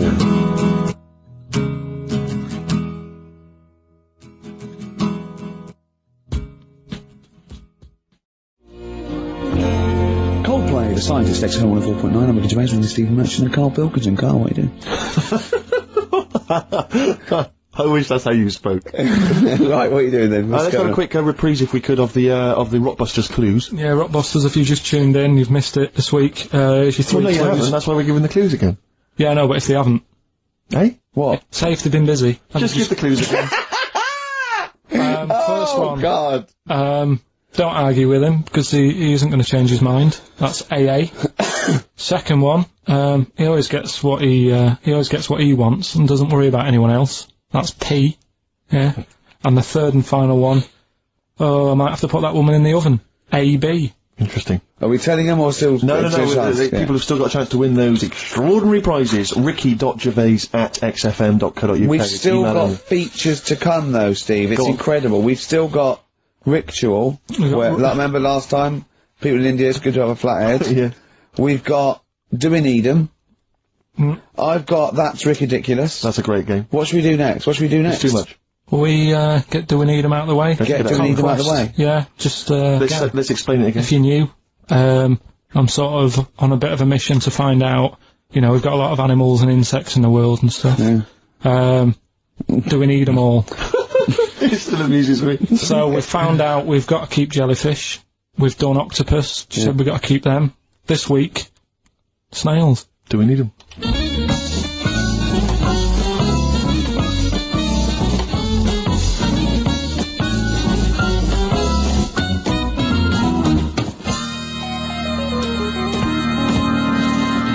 Just doing some research, right?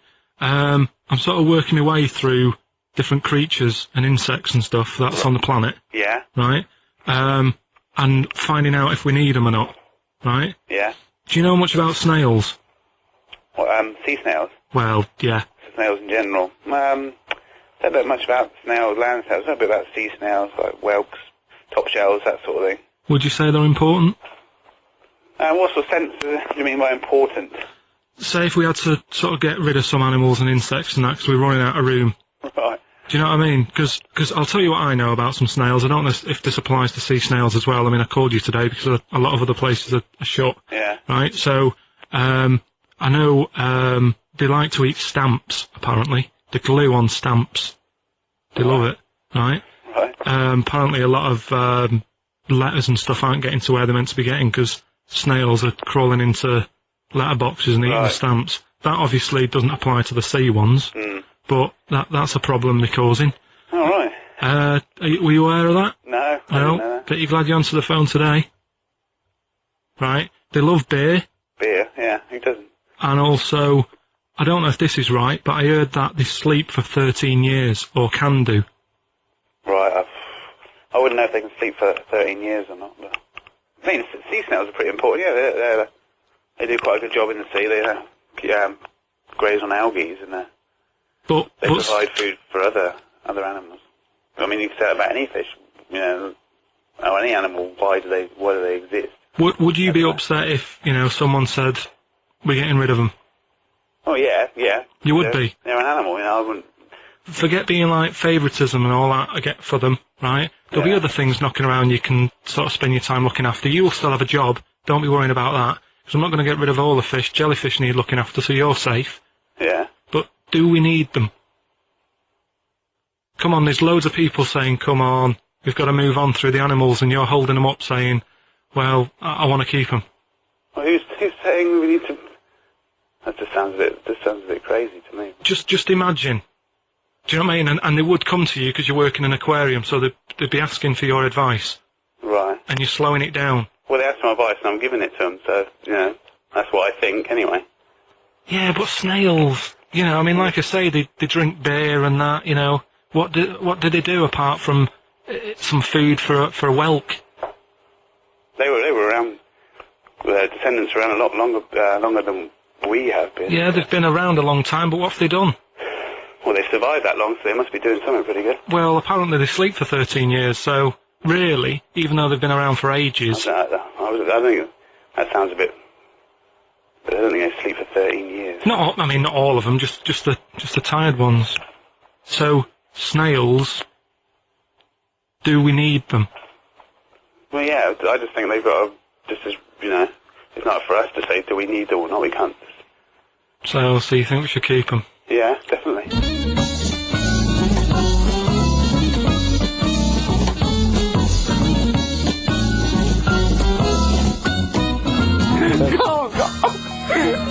Carl, I'm proud of you. That He was was getting really quite annoyed. I know. What did he think he was doing? What?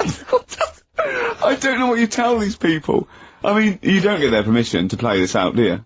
You just don't tell the them. thing is, right, I sort of told him what it was about, but we won't say who he is or where he works, because it doesn't matter. I just needed to speak to someone who knows. I know the fact that you were trying to get an answer out of him by suggesting that he would be safe, because he could look after jellyfish if he gave the okay to destroy snails. He was getting livid, you could tell. Oh, God.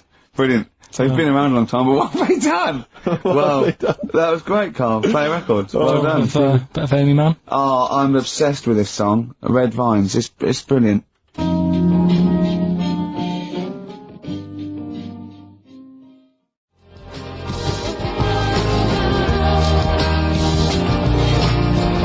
I love that. Amy Man, Red Vines. XFM 104.9, Ricky Gervais, Steve Merchant, Karl Pilkington. You mentioned earlier when we had our regular email from Dickie Anderson. Yeah. Randers, as I call him. Dandy son. Yeah. You mentioned it because we didn't get anything from him last week. We didn't get anything from him last week. Anyway, he's obviously listening. Rich, because he's emailed in to explain his absence. Dear Ricky, sorry for not tuning in last week. Only I was in HMV returning the 14 copies of The Office I got for Christmas. That's from Randers. So, he's explained himself. Oh, he's dear. excused himself. Oh, Anders, we should get him on one day. Yeah. Right, okay, Karl. That's ridiculous. 3 amazing scientific facts, one of which is spurious. Okay? Okay, 1. Girls can't throw because the part of their brain that allow men to throw properly in a girl is used up in emotion. 2. Gravity isn't instantaneous, it works at the speed of light. The force of gravity.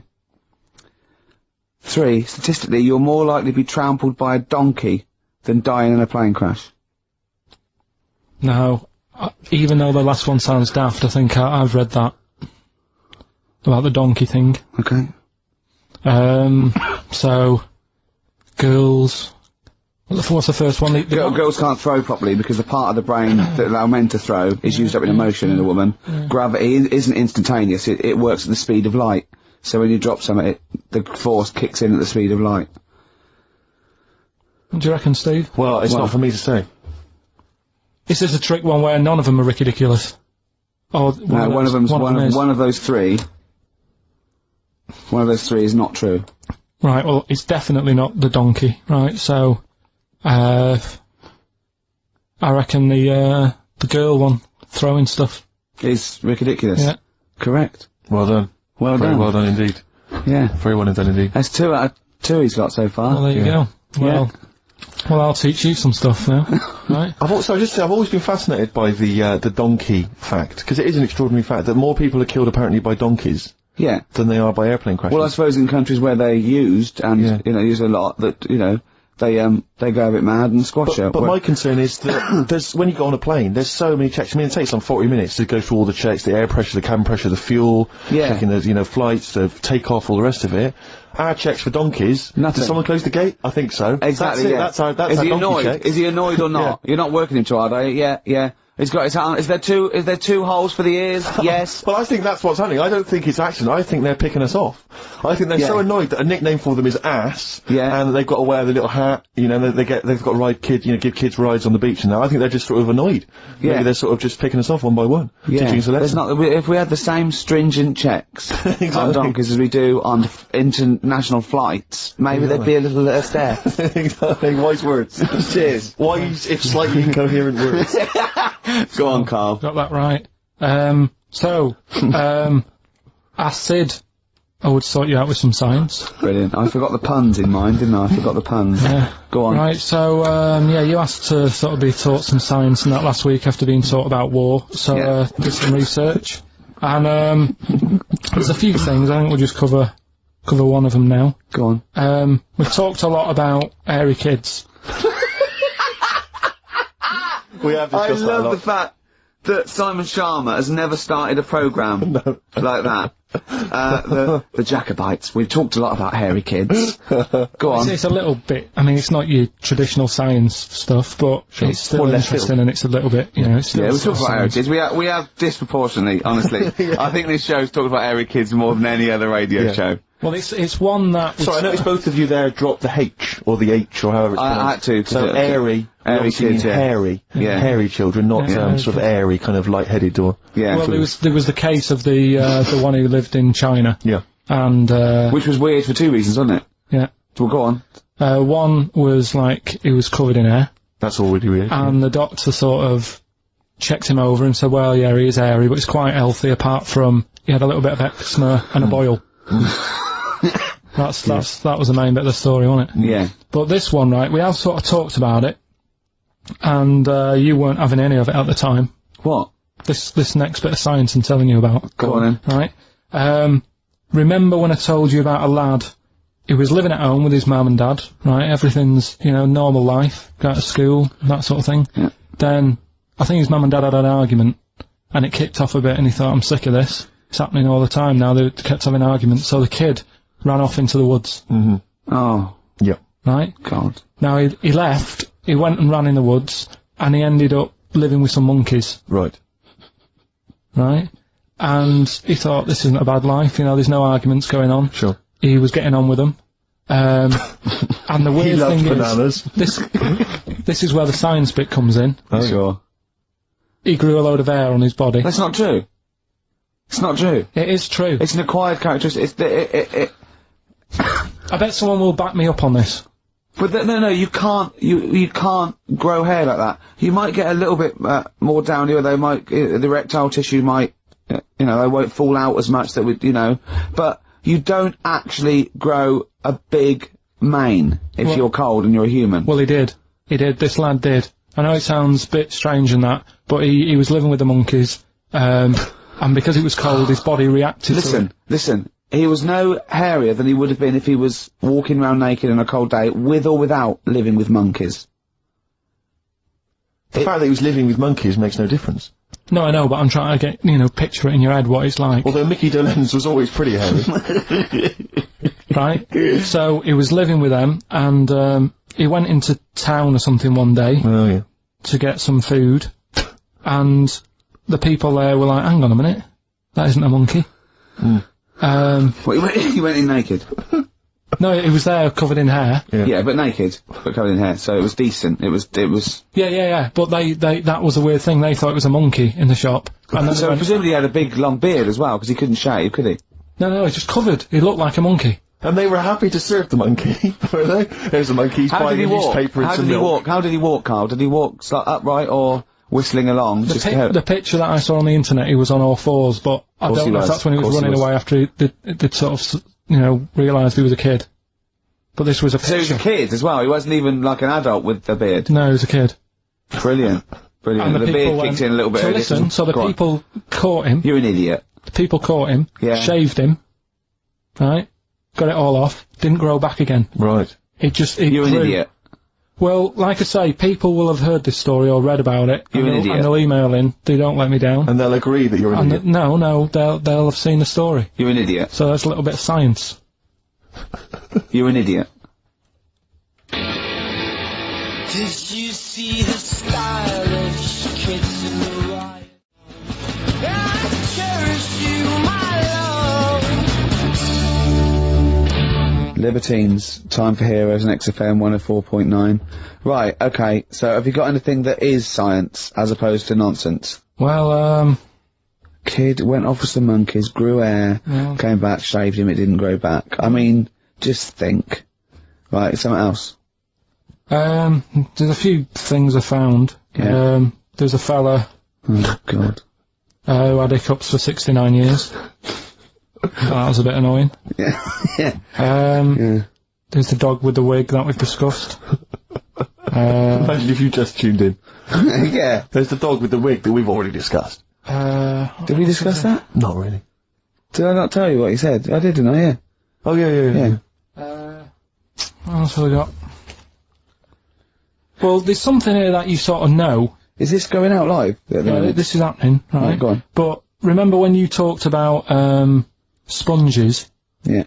If you get a red sponge and a blue sponge, You liquidise them, pour them back into a tank. After a few hours, they know which was which, and they reform as a red sponge and a blue sponge. Yeah. Yeah. I thought that was weird when you told me. Yeah. Looked it up, did a bit of research. Yeah. Thought that's sort of sciencey. Yeah. You can do the same thing with a mouse's brain. Okay. Explain a bit more? No, you can't. If you get a dead mouse, Yeah. put its brain into a blender, you know, blend it up, leave it standing for a bit. Making that up, aren't you? You're confusing this. You watch Nigella Lawson make some sort of pudding. No. What do you mean? It won't work with the brain. Well, it does with I mean, not a human brain. Don't be trying that. Although. But, no, a mouse one. A mouse one. And what happens? It sort of reforms. Goes back together again. No, you know.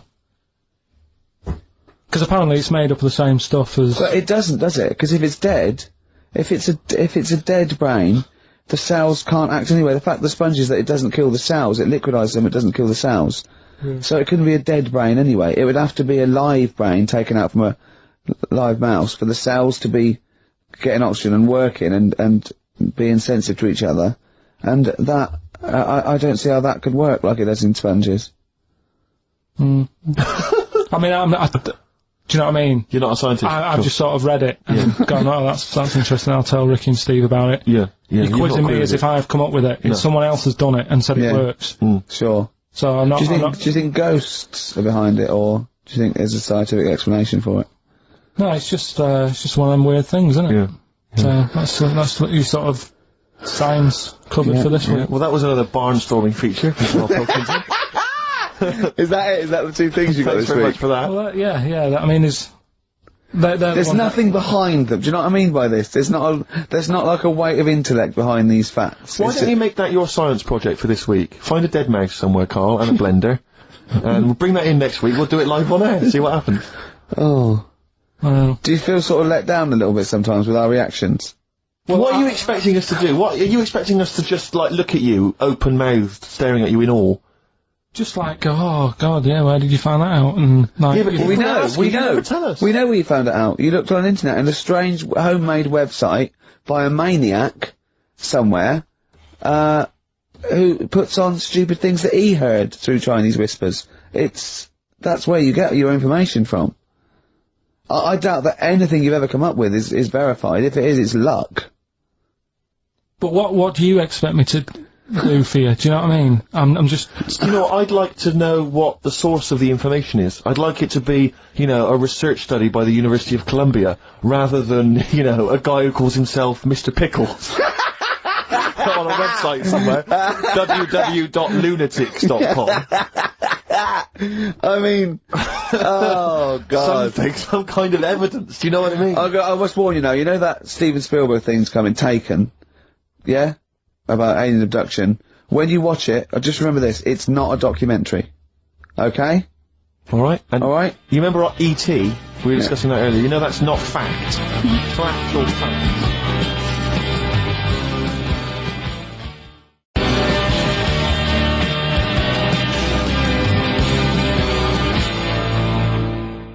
Brilliant. Black Star Radiohead from the Bends on XFM 104.9. Rick John has emailed in. Yeah. It looks here like he's maybe trawled the web himself. I mean, I don't know if people just immediately leap onto the web every time Karl says something in his defence. I think our listeners are always on the web. Yeah. Anyway, he seems like he's reprinted here a news story, which seems to confirm Karl's Monkey Boy story. Yeah, what was the news Doctors story? baffled by boy 6 covered in ape-like hair. Doctors in Kazakhstan are baffled after finding a 6-year-old boy covered in ape-like hair. Yeah. The boy, called Ablay, was found in a remote mountain village close to the Chinese border. He's covered in thick hair from head to toe and has an oval-shaped skull. Doctors suspect nuclear radiation or a genetic disorder may be responsible. Fine. But there's an interesting bit here. But sorry, it's not that you could have genetic defects. I've seen lots of people born with long noses, 5 feet, etc. I'm saying You've that been he to wasn't Bristol, normal. he wasn't normal, and then went to live with monkeys and grew the hair. Well, that's no, my true. point. But it says his mother and father are distant relatives. Such marriages are common in the Kazakhstan mountain hamlets. Now, the village elders were consulted as to what to do with him, right? Now, these are the village elders. These are the wise men of the village. These are the people, presumably, that all year long are telling the village how to live, how to survive. Yeah, you're what in to charge do. because you've lived longest. Yeah, exactly. You presumably are solving any kind of moral conundrums, Yeah. any sort of awkward things. Do you know what they suggested that they do with their hairy son? Go on. Send him to the circus. The Carl's nodding. Put him in the circus. That was what they suggested, and the mother actually wanted him to go to school. Instead, there's a, I instead don't know, of a circus. school or circus, I don't know. We don't know what's better for him. Exactly. I'm not sure. We must consult the elders. What do you think, Carl? It's not a bad life, is it? What, the circus? Yeah. Well, you ran Kids away will from love it. Yeah. Love it. But remember that thing that I saw about that fella who, I don't know if we should talk about it really, so Go on. Tell us now. You've hooked me. Come on. You can say it. It's okay. What, are you worried that it might be insulting to someone? well, it's not nice, but... Well, you're not taking the mickey out of it. You're telling us... Go on. It's just, it was in that book again that you got me, you know, the book full of weird people. Go on. And things that are wrong with them, and hairy people, and Yeah. lad with 3 legs and that. There's a fella, basically just a head and a little body on a skateboard. Yeah. Right? Picture of him having a shave. And he was shaving with his mouth bit. With his tongue. Like that on the radio. Yeah. Just like- Carl is now doing an impression of a man shaving with his mouth. Yeah. Well, it's just a head, bear in mind. He's doing an impression. Imagine a head with a very tiny body on a skateboard shaving with its tongue. That's what Karl was doing. And he was depressed because he kept getting hats for Christmas. But if you were him, you would just grow a beard, wouldn't you, rather than... Oh, Well, rather than go through all that hassle. Caught in the wheels of his skateboard.